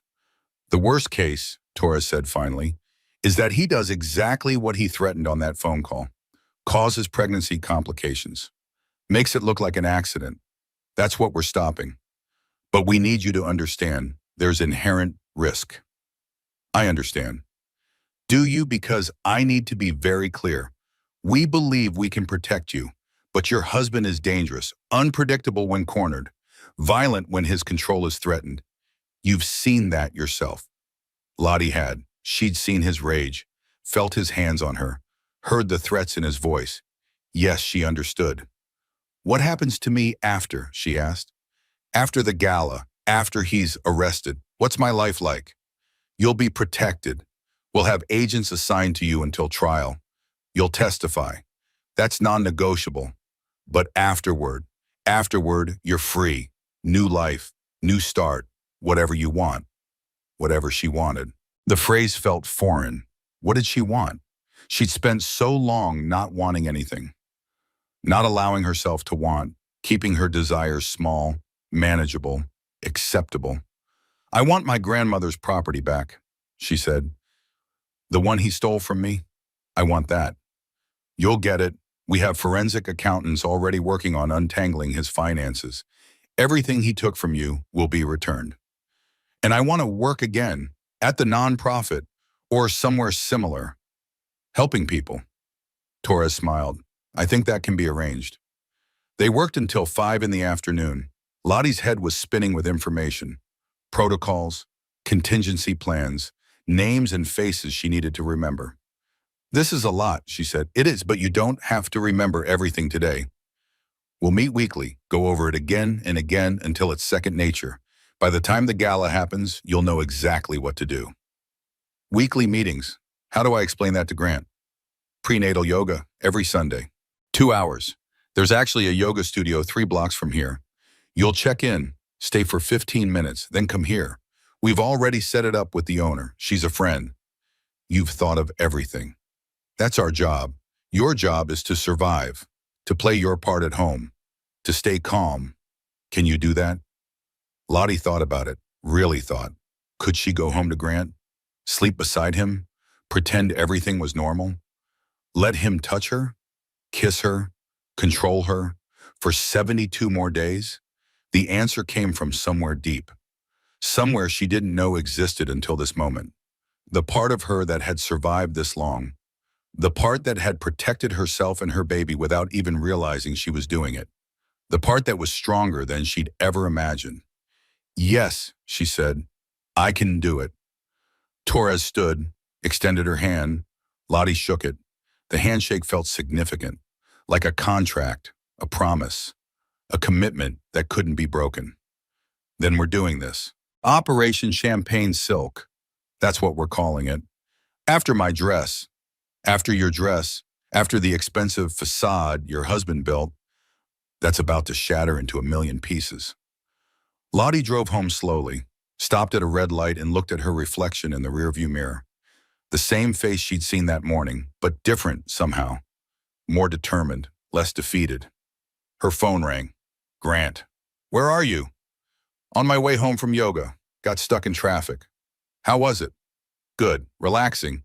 The instructor said the stretches will help with back pain later in pregnancy. Don't overdo it. You look tired lately. Just pregnancy fatigue, normal. Right, well, come straight home. We have dinner plans with Ethan and his wife. Of course they did. More performing. But she could do it. She'd done it before. She'd do it 72 more times if necessary. I'll be there in 20 minutes. She hung up, stared at her reflection again. 72 days, she said aloud. We can survive anything for 72 days. The light turned green. She drove home. Parked in the garage. Did that thing. That thing where she sat in the car unable to make herself go inside. The car had become her sanctuary. The only place Grant couldn't reach her. The only space that was truly hers. She counted. 1, 2, 3, 4, 5. Breathed, gathered her strength, became the version of herself that Grant required. Then she went inside. Dinner with Ethan Pierce and his wife Amanda was enlightening in new ways. Now that Lottie knew Ethan was under investigation, she saw him differently. Saw how he and Grant spoke in half-truths. How they exchanged looks when discussing business. How Amanda seemed worn down in the same way Lottie was. At one point, Amanda leaned close, whispered, "You look different. Has something changed?" Lottie's heart stuttered. Could people tell? Could they see that she'd made a decision? That she was planning something? Just pregnancy, she said lightly. Everything's changing. I remember that feeling, like your body isn't your own anymore. Yes, exactly like that. Except Lottie's body hadn't been her own long before pregnancy. Grant had claimed ownership years ago. She'd just been too blind to see it. After Ethan and Amanda left, Grant was in a good mood. The business discussion had gone well. Some deal was moving forward. Lottie didn't ask details. Didn't want to know. In bed that night, he touched her stomach. The baby kicked against his hand. He flinched, pulled away. Does it always do that? The baby's a girl. We found out this week, remember? Right, she. But his voice had no warmth, no connection, like he was talking about a stranger's child, not his own daughter. Have you thought about names? Lottie asked. Names? For the baby, what we'll call her. Oh no, you handle that, whatever you want. Whatever she wanted. There was that phrase again, except when he said it, it sounded like dismissal, like he didn't care enough to participate. I was thinking, Grace, she said, for my grandmother, the one who left me the property. Grant tensed. Let's not use family names. Too much pressure. Choose something neutral. But, Charlotte, I said no. Drop it. She dropped it, added it to the mental list of things she was fighting for. Her baby's name, her grandmother's memory, her own autonomy. Later, when Grant was asleep, she went to the nursery, stood in the middle of the yellow room, the crib, the changing table, the rocking chair she'd picked out herself. One of the few things Grant had let her choose. Grace, she whispered. Your name is Grace. And you're going to grow up free, I promise you that. The baby kicked in agreement. Lottie sat in the rocking chair, rocked slowly, let the rhythm calm her racing heart. 72 days until the gala. 72 days until everything changed. She could do this. She was doing this. For Grace, for herself, for every other woman Grant might hurt if she didn't stop him. The hardest part was admitting she'd known all along. Every red flag she'd dismissed, every excuse she'd made, every time she'd looked the other way. She'd known, deep down. She'd just been too scared to admit it. But fear had kept her small. Fear had kept her compliant. Fear had nearly cost her everything. Not anymore. Now fear was fuel. Now fear was motivation. Now fear was the thing pushing her forward instead of holding her back. She rocked in the chair until dawn. Watched the city lights give way to sunrise. 52 floors up. So high. But she wasn't thinking about falling anymore. She was thinking about flying. Sunday yoga became Lottie's lifeline.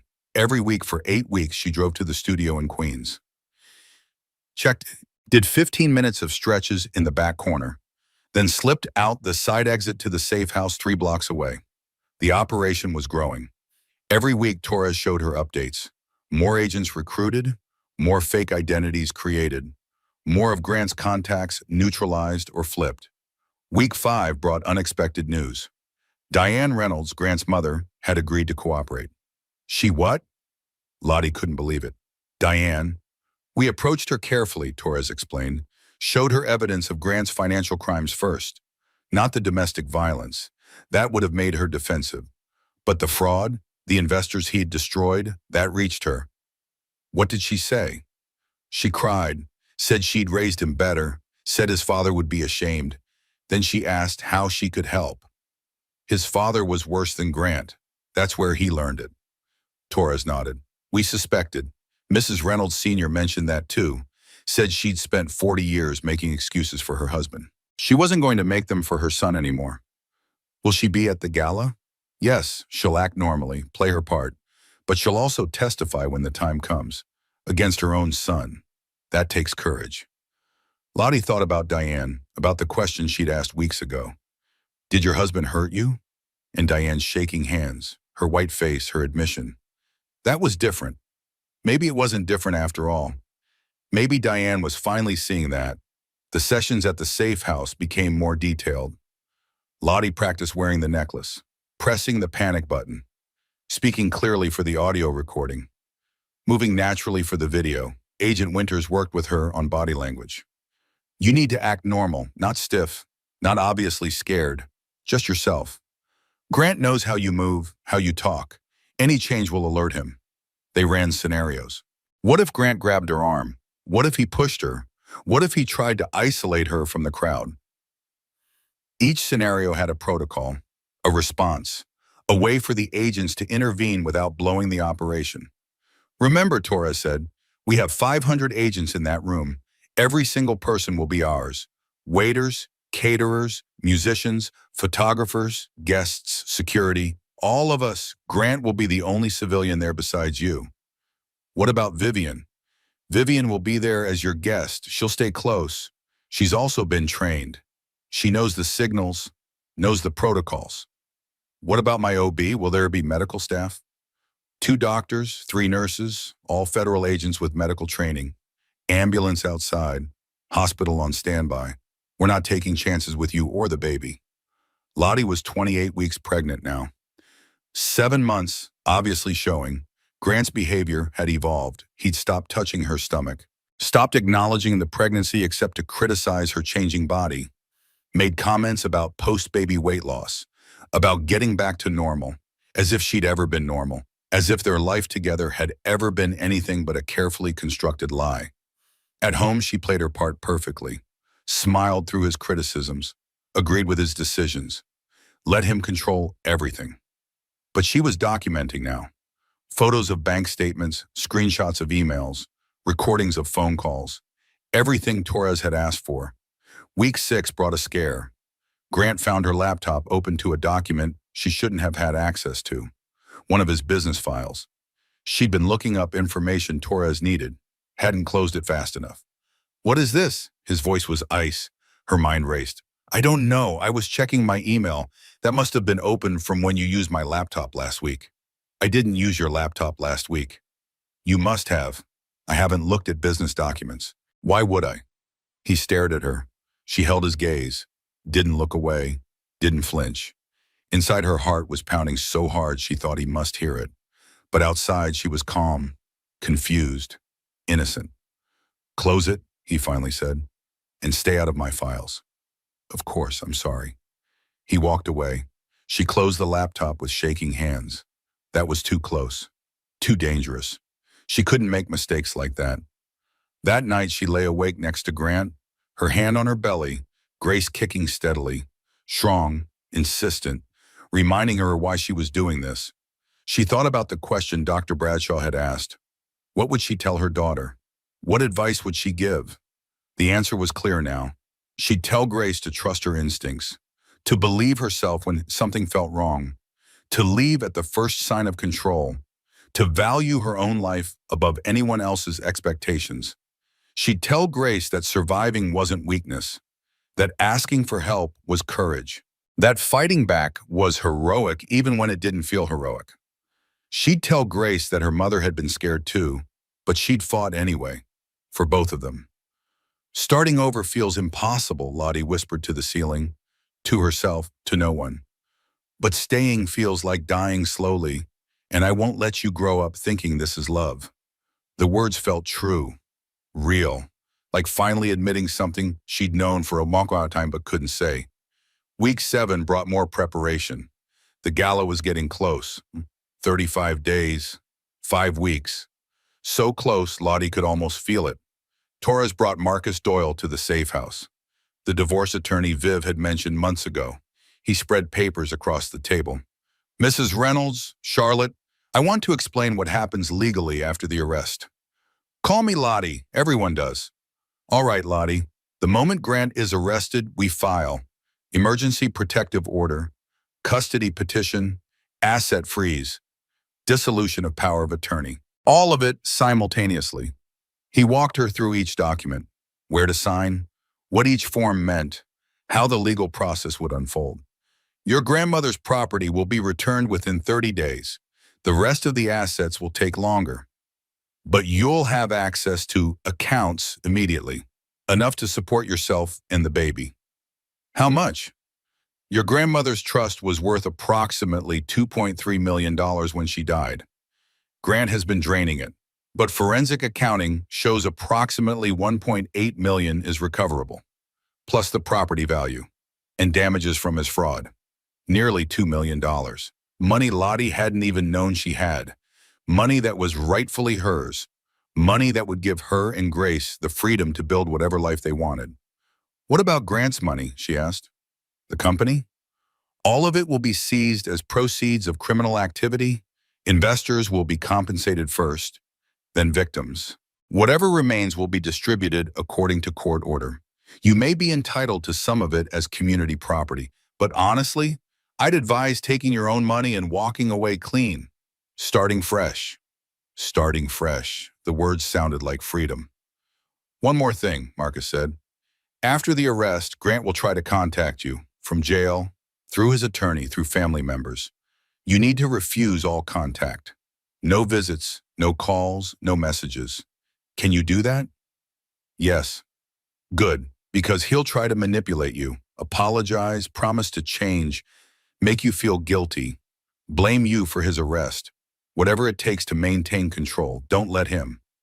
Lottie thought about it, about Grant in jail, powerless, unable to hurt her. The image was both satisfying and terrifying. Satisfying because justice. Terrifying because she knew how vindictive he could be, how far he'd go to punish her. "What if he gets out?" she asked. "What if he makes bail?" "He won't. We're charging him with multiple felonies. Flight risk, danger to public. No judge will grant bail. And even if one did, the protective order stands. He comes near you, he goes back to jail. Simple as that." Simple. Nothing about this was simple. But maybe after? Maybe then it would be. That night, Grant came home with a dress bag Final fitting tomorrow, 9 a.m., don't be late. The champagne silk, the dress that would cling to her 7-month pregnant body, the dress she'd wear while 500 federal agents watched her husband incriminate himself. I'll be ready, she said. Good. This gala has to be perfect. Everything has to be perfect. No mistakes. No mistakes, she agreed. But she was thinking about his mistakes, about how many he'd made, about how they were all about to catch up with him. Week 8, 3 weeks until the gala. Lottie was exhausted. The pregnancy was getting harder. Her back hurt. Her feet swelled. She couldn't sleep comfortably anymore. Grace was running out the room. Every kick felt like it was against Lottie's ribs, or bladder, or some other vital organ. But she kept going, kept pretending, kept playing her part. Sunday yoga, 2 hours at the safe house. Torres showed her the final guest list, 500 names, all agents, all coordinated, all ready. This is really happening, Lottie said. This is real. This is real. Are you ready? No, but I'm doing it anyway. That's all we can ask. Charlotte? Torres paused, seemed to choose her words carefully. I need you to understand something. The moment we arrest Grant, your life changes forever. You'll never be anonymous or anonymous again. The press will cover this. Your name will be public. People will have opinions. Some will support you. Some will blame you. Can you handle that? Lottie thought about it, about strangers knowing her business, about being judged, about losing her privacy forever. A year ago, the thought would have terrified her, made her want to hide, made her stay silent. But she wasn't that person anymore. Let them judge, she said. I know the truth. That's enough. Torres smiled. Good. That's what I hoped you'd say. That night, Lottie drove home and sat in her car in the parking garage. Did her thing, her ritual, counted, breathed, prepared herself. But this time she didn't feel trapped. She felt powerful, like she was choosing to go inside, not because she had to, but because she had a plan, a mission, an end game. She looked at herself in the rearview mirror. How many women have sat in parked cars, she said aloud, gathering courage to go home? Too many, way too many. But she was about to change that, at least for herself, and maybe for others who'd see her story and find their own courage. She went inside. Grant was in his office. She didn't disturb him, just made dinner, ate alone, cleaned up, went to the nursery. The yellow room was finished now, everything ready for Grace, clothes folded, diapers stacked, books on the shelf, a room waiting for a baby who would grow up free. Lottie sat in the rocking chair, put her hands on her belly, felt Grace moving, strong, determined, already fighting to make room for herself in a space too small. You're going to be just fine, Lottie whispered. Better than fine. You're going to be loved, protected, free, and you'll never know what it's like to be afraid in your own home. 21 days until the gala. 3 weeks. She could survive anything for 3 weeks. She'd survived this long. She'd survive the rest. And then she'd finally live. 2 weeks before the gala, everything started to crack. Grant's behavior changed, became unpredictable, erratic, like he sensed something was wrong but couldn't figure out what. He'd be charming one moment, violent the next. Lottie never knew which version she'd get. He accidentally bumped into her in the hallway, hard enough to make her stumble, caught her before she fell. Clumsy, he said, smiled, but his eyes were calculating. He started asking more questions. Where exactly was yoga today? Why is your phone always dying? Who's been calling you? Each question made her heart race, but she prepared for this, had answers ready, stayed calm, gave him nothing to latch onto. Then on a Thursday morning, 11 days before the gala, he found her hospital bag. She'd packed it secretly, hidden it in the back of the guest room closet, the closet he never opened. Except he did, that morning, and found it. She woke up to him standing in the bedroom doorway holding the bag. His face was terrifying. Not angry, worse, blank, emotionless, like looking at a stranger. What is this? His voice was too quiet. She sat up slowly, 8 months pregnant now, moving carefully. A hospital bag, for when I go into labor. Why is it packed now? You're not due for another month. The doctor said to have it ready in case the baby comes early. He walked toward the bed, set the bag down, unzipped it slowly, started pulling things out. Clothes, toiletries, phone charger, then the manila envelope. Her heart stopped.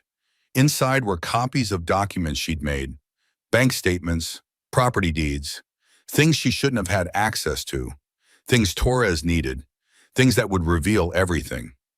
Grant opened the envelope, pulled out the papers. She watched his face as he realized what he was looking at. "What is this?" he said again. But different now, dangerous. Her mind raced. Spin it, deflect, lie. "I don't know. I must have grabbed the wrong envelope when I was cleaning your office. I can put it back." "Don't lie to me." He grabbed her wrist, tight, painful. She gasped. "You've been going through my things, planning something. What are you planning, Charlotte?" "Nothing, I swear. I was just..." "Just what? Just stealing documents? Just gathering evidence? For what? Are you planning to leave me?" "No. No, Grant, Because if you're thinking about leaving..." His grip tightened. She felt bones grinding together. "You should know. You'll never see this baby. I'll take her. I'll make sure you're declared unfit, unstable. I have proof. Your therapist, your medication, your anxiety. No court will give you custody." She stayed silent. Survival mode. Let him talk. Let him threaten. Don't react. "You're nothing without me," he continued, leaning close. Whispers. Poison. "You have no money, no gi, no support system. I've made sure of that. Everyone you know, everyone you love, they're all mine. They'll choose me, not you." He was wrong, so wrong, but she couldn't tell him that. Couldn't defend herself. Had to let him think he'd won. "You're right," she said softly. "I'm sorry, I wasn't thinking clearly. Pregnancy hormones. I've been anxious about labor, about being a good mother. I wasn't planning anything. I swear." His eyes searched her face, looking for lies, for cracks. She kept her expression calm, defeated, scared, gave him what he wanted to see. He released her wrist, pushed her back against the pillows. "Get rid of these documents, and don't let me catch you going through my things again." "I won't." He took the envelope, walked out. She heard him in his office. The paper shredder, destroying evidence she'd already copied. Evidence Torres already had, but he didn't know that. She sat in bed, trembling. Her wrist was throbbing, already bruising. Dark marks where his fingers had been. She took a photo, another one for Torres, another piece of evidence. Then she started to cry. Not from pain, from something else. The recognition of where she was, how deep she'd fallen, how close to the edge she'd come. She was 8 months pregnant, trapped in a penthouse with a man who'd just threatened to take her baby. 11 days from a sting operation that might work or might blow up in her face, and she was so tired, so unbearably tired. The baby kicked, hard, painful, like she was angry, like she was saying, "Wake up, Mom, fight, don't give up now." "I don't know if I can do this," Lottie whispered. "I don't know if I'm strong enough." But she had to be. She had no choice. Giving up meant losing everything, meant letting Grant win, meant teaching Grace that this was normal, that women should accept this, that love looked like control, and she couldn't do that. Wouldn't. She got out of bed, went to the nursery, stood in the middle of the yellow room surrounded by things she'd carefully chosen. Each item a small act of hope, of belief in a future she wasn't sure would exist. "Starting over feels impossible," she said aloud, to Grace, to herself, to the universe. "But staying feels like dying slowly. And I won't let you grow up thinking this is love." The words felt like a prayer, a promise, an oath she was making to her unborn daughter. Whatever it took, whatever she had to survive. She'd protect Grace from this life. She called Torres from the bathroom with the water running, told her about the hospital bag, the documents, the threats. "Are you hurt?" Torres asked immediately. "Bruised, nothing serious." "We can move up the timeline. Arrest him now. We have enough." "No." Lottie surprised herself with how certain she sounded. "No, we stick to the plan. The Gala. I want him exposed. I want everyone to see. I want him to have no way to deny it, no way to explain it away, no way to play the victim. Lottie, he's escalating. He grabbed you, threatened you, that's assault. I know, but 10 more days. I can survive 10 more days. And then he's done. Completely done. No bail, no mercy, no second chances. Torres was quiet for a long moment. All right, but we're increasing surveillance. Agent Marshall will be outside your building 24/7. You have the panic button? Yes, in my jewelry box, disguised as a bracelet. Good, wear it. From now until the gala, you press that button and we come. Warrant or no warrant, legal or not, we come. Understood? Understood. And Lottie, what you said about starting over, I heard that. Hold on to it, because you're almost there. Almost free. Almost. 10 more days, 240 hours, 14,400 minutes. She could count it down, survive it, get through it. That night, Grant came home with flowers, apology flowers. He did this sometimes. Hurt her, then apologized with gifts. Made her feel crazy for being afraid of him when he could be so charming, so thoughtful, so loving. I'm sorry about this morning, he said. Genuine, warm, like he actually meant it. I've been stressed about the gala, taking it out on you. That's not fair. It's okay. It's not okay. You're my wife, pregnant with my daughter. I should be taking care of you. Not, he trailed off, didn't finish, didn't acknowledge what he'd done. He made dinner. They ate together. Talked about the baby, about names again. He changed his mind about family names. Said Grace was fine, perfect even. Lottie's grandmother would have been proud. It was disorienting. This version of Grant. Kind, attentive, almost like the man she'd married, or thought she'd married, before she realized that man had never existed, had been a carefully crafted performance designed to lure her in, to make her feel safe before the trap closed. After dinner, he wanted sex. She went through the motions. Let him touch her awkward, pregnant body. Let him take what he wanted. Hated every second, but played her part. Afterward, he held her, stroked her hair. I love you, Charlotte. You know that, right? Everything I do is because I love you. If this was love, she wanted no part of it, but she nodded against his chest, made agreeable sounds, counted the seconds until he fell asleep and she could escape to the bathroom. When his breathing evened out, she got up carefully, went to her sanctuary, sat on the cold tile floor, let herself fall apart for 10 minutes, cried silently, gasped for air, pressed her fist to her mouth to muffle the sounds. Then she pulled herself together, washed her face, fixed her hair, looked at her reflection. She looked tired, worn down, but not broken. Not yet. 10 more days. She could do this, had to do this, for Grace, for herself, for every other woman who'd sat on a bathroom floor at midnight, wondering if this was all life had to offer. The answer was no. Life had more, better, different. She just had to survive long enough to see it. She went back to bed. Grant's arm came around her automatically, possessive even in sleep. She lay there staring at the ceiling, counting recessed lights. 16. Always 16, but not for much longer. Soon she'd be in a different room, different ceiling, different life. Without Grant, without fear, without constantly calculating how to survive the next conversation. The thought kept her going through the longest night of her life. When morning came, she was exhausted, hadn't slept, but she got up anyway, made breakfast, acted normal, played her part. 9 more days until the gala. She marked it on her mental calendar, crossed off another day survived, another victory, however small. Grant left for work. She had Sunday yoga, but first she had to get through Saturday, an entire day at home with nothing to do but pretend, but think, but count down the hours.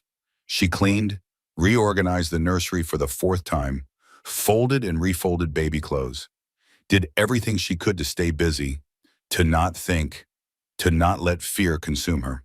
Her phone rang. Vivian, how are you holding up? Viv asked. I'm okay. Lottie, come on, don't do that with me. How are you really? I'm terrified and exhausted, and so close to the end I can almost taste it, but also worried that something will go wrong, that he'll figure it out, that the plan will fail. It won't fail. Torres is the best. and you're stronger than you think. I don't feel strong. I feel like I'm barely holding it together. That's what strength looks like sometimes. Holding together when falling apart would be easier. You're doing that every single day. That's heroic. Heroic. The word felt wrong. Heroes were brave, fearless, confident. She was none of those things. She was just desperate, surviving, doing what she had to do because the alternative was worse. But maybe that was enough. Maybe heroism wasn't about being fearless.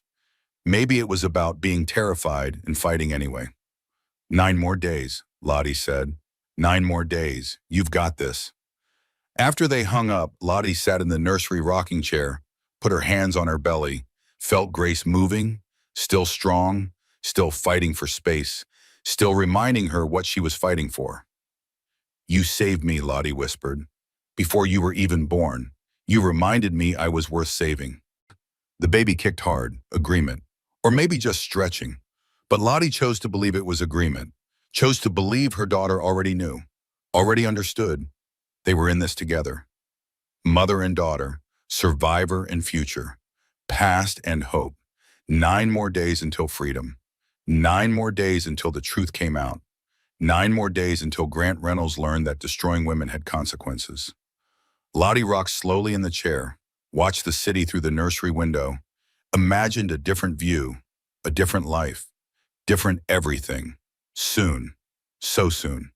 She just had to hold on a little longer. The final dress fitting was 5 days before the gala.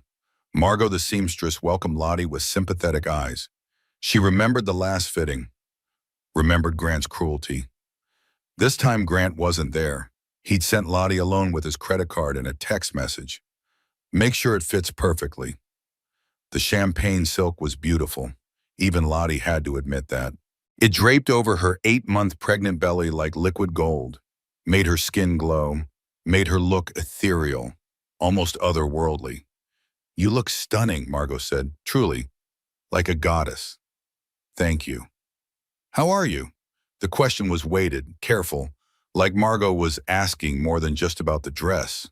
I'm good, better than last time. Good, that's good. Margot pinned him. You know, I've been doing this for 20 years, fitting dresses for society events. I've seen a lot, learned to recognize certain patterns. Lottie's heart stuttered. Patterns? Women who shrink themselves, who apologize for existing, who let their husbands speak for them. Margot looked up, met her eyes. You're different now. You don't shrink anymore. No, I don't. Whatever you're doing, whatever changed, keep doing it. You deserve better than how he treated you that day. Lottie felt tears prick her eyes. This stranger, this woman who'd pinned her dress months ago, had seen her, really seen her, when so many others looked away. Thank you, Lottie said softly. That means more than you know. The dress will be delivered Wednesday. Day before the gala. You're going to be magnificent. I hope you know that. Magnificent. Not small, not diminished, not less than. Magnificent. Lottie held on to that word as she drove home. Magnificent. She was going to walk into that gala and be magnificent, while her husband's world crumbled around him. 4 days before the gala, Grant started to unravel. Small things at first. Forgot meetings, snapped at business partners, drank more than usual. His hands shook when he thought no one was looking. Did he sense something? Did some animal part of his brain recognize a danger? Lottie didn't know, didn't ask, just stayed quiet, stayed out of his way, let him spiral. 3 days before the gala, Diane Reynolds came to visit. Grant was at work. She knocked on the door mid-morning. Lottie let her in cautiously. Remembered Torres saying Diane was cooperating, but wasn't sure what that meant practically. Charlotte, dear, may I come in? Of course. They sat in the living room, uncomfortable silence. Then Diane spoke.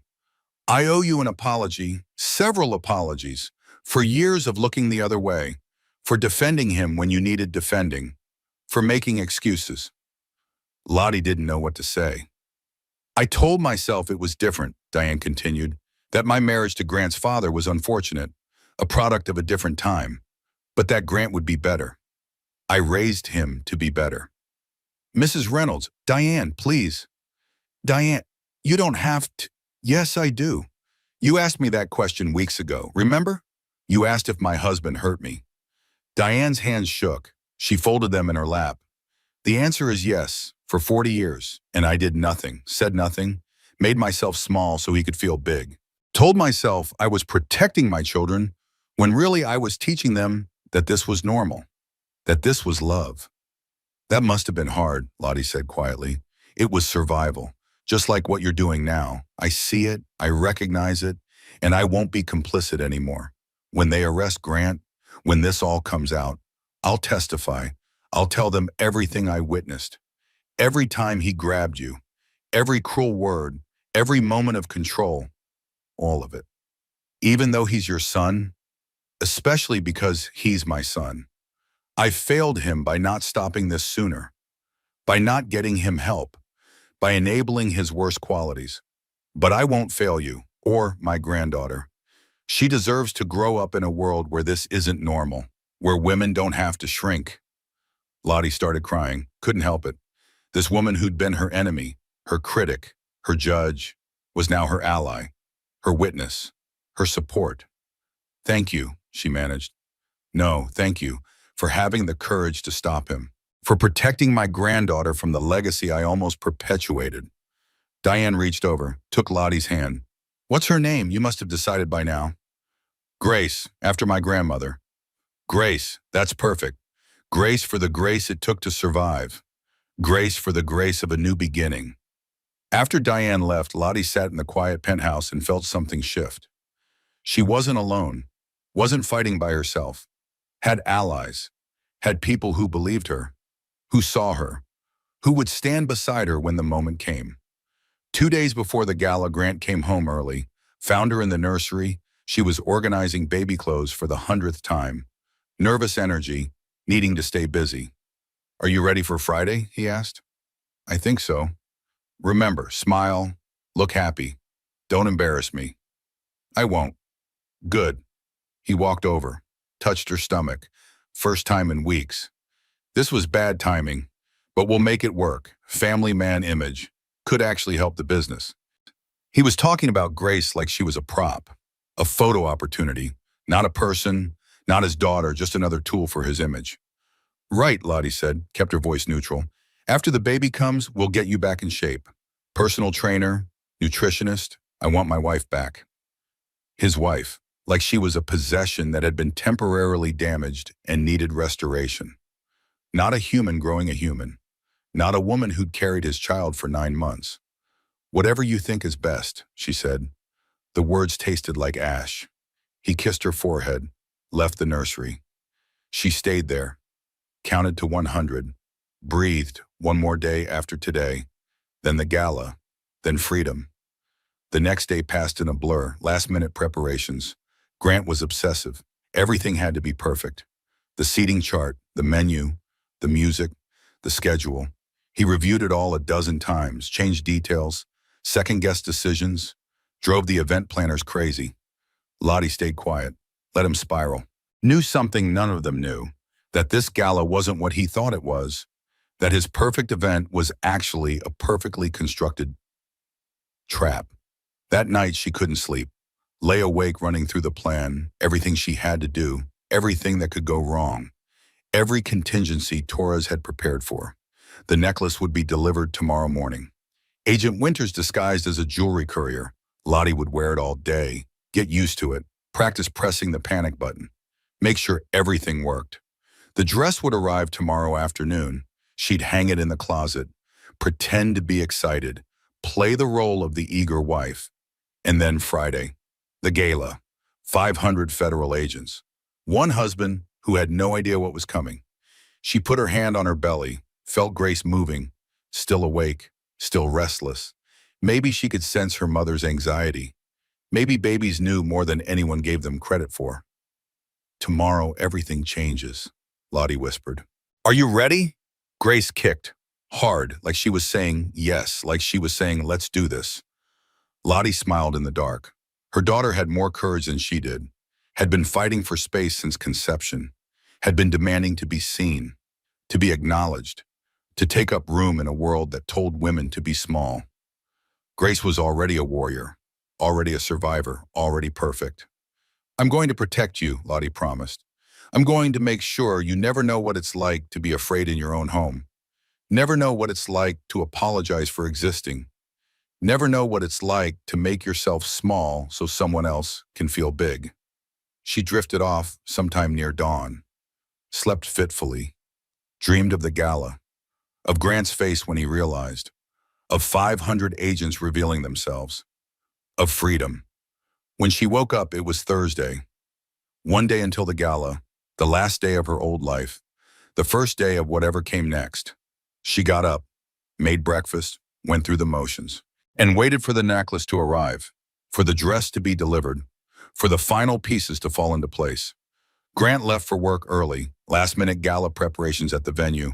She had the day to herself, to prepare, to gather her courage, to become the woman who would walk into that ballroom and change everything.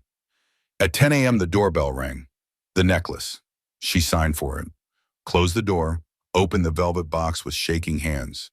The pearls and diamond pendant gleamed, beautiful, expensive looking, perfect for the occasion, and completely weaponized with technology she couldn't see but knew was there. She put it on, adjusted it in the mirror, felt the weight of it, not just the physical weight, the weight of what it represented, evidence, protection, power. She practiced pressing the clasp 3 times, fast, deliberate, the panic signal. Nothing happened, of course. It wasn't activated yet, but tomorrow it would be. Tomorrow that panic button would be her lifeline. At 3 p.m., the dress arrived. She hung it carefully into the closet, champagne silk gleaming in the afternoon light, a beautiful cage, a gorgeous trap. Tomorrow she'd put it on. Walk into that ballroom on Grant's arm, play the part of the dutiful wife one last time, and then she'd watch his world burn. She was ready as she'd ever be. 8 months pregnant, terrified, determined, magnificent. Tomorrow the performance of a lifetime. Tomorrow justice. Tomorrow freedom. Tonight she just had to survive one more dinner, one more night, one more morning. Then it would all be over. Grant came home at 8, exhausted, stressed, poured himself 3 fingers of scotch, drank it in 2 swallows. Everything's ready, he said. Tomorrow's going to be perfect. My crowning achievement. 20 years, 500 guests, the most important night of my life. He had no idea how right he was. It would be the most important night of his life, just not in the way he thought. I'm proud of you, Lottie said, played her part. You've worked so hard for this. Yes, I have, and you'll be there, by my side, looking beautiful, being perfect, not ruining anything. I won't ruin anything, she promised. And she meant it. She wouldn't ruin his gala. The FBI would do that. 500 federal agents would do that. Justice would do that. She was just going to stand there and watch. That night, she lay in bed next to Grant for the last time. She didn't know it was the last time, but she felt it somehow, felt the finality, the ending. Tomorrow she'd sleep somewhere else, somewhere safe, somewhere he couldn't reach her, somewhere she could finally breathe. She closed her eyes, thought about Margot the seamstress, about her words. You're going to be magnificent. Yes, she was. Tomorrow she'd be magnificent. Tomorrow she'd be brave. Tomorrow she'd be free. Tomorrow she'd watch Grant Reynolds learn that destroying women had consequences. That control was an illusion. That karma was real. Tomorrow everything would change. She fell asleep counting down. Hours, minutes, seconds, until the gala, until the truth, until freedom. One more night. She could survive one more night. She'd survived everything else. She'd survived this too. Lottie woke at 6 a.m. Grant was singing in the shower, cheerful, excited, completely oblivious to what was coming. By 3 p.m. she was ready, hair swept up, makeup flawless, the necklace with its hidden camera around her throat, the champagne silk dress draped perfectly over her 8-month belly. She looked magnificent. Grant adjusted the necklace, didn't realize he was touching a federal recording device. Perfect. Don't ruin this, Charlotte. I won't ruin it, she promised, and meant it completely. The car pulled up to the Riverside Hotel, red carpet, cameras flashing, Grant's hand possessive on her back. They walked inside together, his grip tightening with each step. The ballroom doors opened. 500 guests, music, laughter, the perfect party, except every single person was FBI. Agent Torres disguised as a tech CEO, Detective Marshall as a city councilman, Agent Winters as a fashion designer. 500 federal agents, all watching, waiting. Grant had no idea. He smiled, waved, accepted congratulations from strangers he'd never met, never noticed something was wrong. Lottie saw Vivian across the room. Real, solid. Their eyes met. You're not alone. Dinner. Grant's speech about vision and innovation and success. Every word a lie. 500 agents documenting everything. Then dancing. Grant pulled her onto the floor. His grip was iron, smile plastered for cameras. He leaned close, whispered, I know about Marcus Doyle. I know about the FBI. Did you really think you could outsmart me? Her blood froze. He knew. Tonight there's going to be an accident, he continued, voice deadly. You're going to fall. Pregnancy complications. So tragic. And I'll be the grieving widower with full control of your estate and our child. She tried to pull away. His grip tightened, bruising. You made me do this. You forced my hand. His hand moved to her waist, pressed hard, where the baby was. Grace kicked frantically. Grant, please. The baby. Collateral damage. She reached for the panic button, but Grant was faster. He ripped the necklace from her throat. Pearls scattered across marble. The sound echoed. People stopped, turned. His mask dropped completely. You think you're clever? He shook her. Hard, violent. Her head snapped back. You think these people will save you? He shook her again. Harder.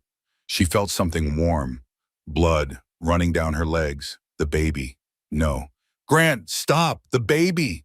He shook her a third time. You embarrassed me! You ruined everything! Then everything exploded. FBI, hands up! Torres, gun drawn.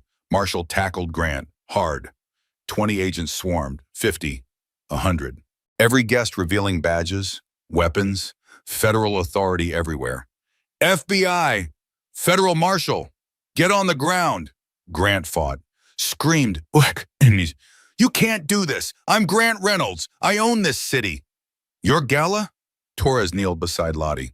Mr. Reynolds, every single person in this room works for the federal government. They think 500 federal agents, all witnesses. His face went white. All of them?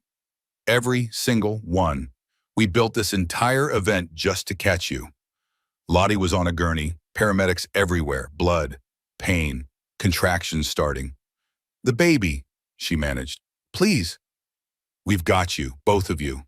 As they wheeled her past Grant, she looked directly at him, spoke clearly, loudly. I'm not sorry. And she wasn't. Not for escaping, not for fighting, not for surviving. The ambulance, hospital, emergency surgery. The baby was in distress, too early, too fast. Vivian held her hand. You did it. You survived. Grace is going to be okay. Then a sound, a cry. High, angry, perfect. It's a girl, 7 pounds, 3 ounces, breathing on her own, strong. Grace, Lottie whispered. Her name is Grace. They brought him over. Tiny, red, screaming, perfect. Lottie touched her face, counted fingers, toes, everything whole. You're okay. We're okay. We're safe now. Recovery room. Torres came by. He's in custody, no bail, facing 43 counts. Wire fraud, securities violations, money laundering, assault, attempted murder, domestic violence, everything. The other women? 17 came forward tonight. After watching his arrest, you gave them courage, Charlotte. You showed them it was possible. Diane Reynolds came in tentatively. May I hold her? Lottie passed Grace to her grandmother. Diane cried, I testified, told them everything, every moment of abuse. I won't look away anymore. Thank you. No, thank you for stopping him, for protecting my granddaughter. Torres pulled out papers. Emergency protective order. Custody granted. Asset freeze. Your grandmother's property restored. Everything. You're free. Free. The word felt foreign, but Grace was real, warm, breathing, safe. What happens to Grant? Exactly where he deserves to be. Alone, powerless, watching everything he built come crashing down. That night, Lottie held Grace, looked at her daughter's perfect face. No idea what she'd survived, what her mother had done to protect her. Outside the room, federal agents stood guard. Inside, Lottie finally felt safe, finally felt free. Grant was in custody, Grace was healthy, they were both alive. It was over. Really, truly over. Tomorrow would bring new challenges, but tonight she could rest, just be, just exist as Charlotte Reynolds. Survivor, mother, free woman. She'd done it, against all odds, against all fear. She'd survived, and she'd never be that small, that scared, that controlled ever again. Grace slept peacefully in her arms. No nightmares, no trauma. Just a baby who would grow up knowing only safety and love. And somewhere in a federal holding cell, Grant Reynolds sat alone, finally powerless, finally caught, finally facing consequences. Justice had been served, with 500 witnesses, perfect documentation, ironclad evidence. Lottie closed her eyes, let herself believe it, let herself feel it. Freedom. 3 days postpartum. Marcus Doyle entered with documents. Emergency protective order, granted. Full custody, granted. Asset freeze complete. Your grandmother's property restored. The trust fund he drained, we recovered $1.8 million. You're looking at close to $3 million. Financial security, independence, freedom. What about Grant? Arraignment tomorrow, 43 counts. He's looking at 40 years minimum, life maximum. He'll never be free again. Agent Torres arrived next. 17 women testified. The evidence is overwhelming. The case is ironclad. What you did last night, Charlotte, you didn't just save yourself. You saved every woman he would have hurt next. Diane Reynolds knocked softly. I'm testifying tomorrow. Everything I witnessed, every incident, all of it. Even though he's your son? Especially because he's my son. Grace is going to grow up knowing that family doesn't protect abusers. That love means speaking truth even when it's hard. Lottie held Grace, thought about Dr. Bradshaw's question from months ago. What would you tell your daughter? Now she knew. She'd tell Grace to trust her instincts, to believe herself when something felt wrong, to value her own life above anyone's expectations, that her mother had been scared too, but fought anyway, for both of them. I finally understood, Lottie whispered to Grace. I hadn't been weak for staying. I'd been strategic. Every day I survived was a day I gathered evidence. Every smile I faked was armor. I'd been planning my escape all along. I just hadn't known it yet. 6 months later, a different apartment, smaller, warmer, actually hers. Grace crawled across the floor. 6 months old, perfect, happy, safe. Vivian visited. You look different. Happy, actually happy. I'm happy, really, genuinely happy. The trial had been 3 months ago. Lottie had testified, faced Grant's attorney, refused to be broken, guilty on all counts, 40 years to life, no parole for 30 years. She hadn't felt victorious. She'd felt lighter, like she'd been carrying his shame, and finally put it down. It was never hers to carry. What's next? Viv asked. Work. I start back at the nonprofit next month, leading a new program, advocacy for pregnant domestic violence survivors, helping other women in situations like mine. Grace knocked over blocks, laughed. Pure joy, no trauma, no fear. Just a happy baby who'd never known anything but safety and love. That afternoon, a letter arrived. Grant's final appeal had been denied. The conviction stood. It was over. Really, truly, finally over. Lottie called Vivian. The appeal was denied. He's in prison for the rest of his life. How do you feel? Lighter, like I've been carrying his shame my whole marriage, and I finally put it down. It was never mine to carry. That night, Lottie looked at herself in the mirror. Really looked. She looked older, tired, but also stronger. I survived, she told her reflection. I protected my daughter. I stopped a predator. I changed my life. I did that. Me. She thought about the women she'd help at the nonprofit, the ones who'd call desperate, scared. She'd tell them escape was possible, show them proof, be living evidence. She'd tell them about grace, about fighting for your daughter, about finding strength you didn't know you had. She'd tell them about 500 FBI agents, about justice served publicly, about a man who thought he was untouchable, learning he was wrong. She'd tell them about freedom, about waking up without fear, making decisions without asking permission, existing without constantly calculating safety. She'd tell them it was possible, hard, terrifying, exhausting, but possible, and they'd believe her because she'd lived it, survived it, made it to the other side. She was Charlotte Reynolds, survivor, mother, advocate, free woman, strong woman, and somewhere in a federal prison, Grant Reynolds sat in a cell, alone, powerless, forgotten, exactly as he deserved. Lottie climbed into bed, closed her eyes, slept deeply, peacefully, without counting lights or jumping at sounds or wondering if she'd survive. She'd already survived. Survived. The hard part was over. Now came the beautiful part. Living. Tomorrow she'd wake up, care for Grace, start planning for work, build her new life brick by brick. Tomorrow was full of possibility, hope, freedom. Tomorrow was hers. She'd made it, against all odds, against all fear. She'd made it, and she'd never be that small, that scared, that controlled, ever again. This was her life now, her choices, her future, her freedom. And it was beautiful.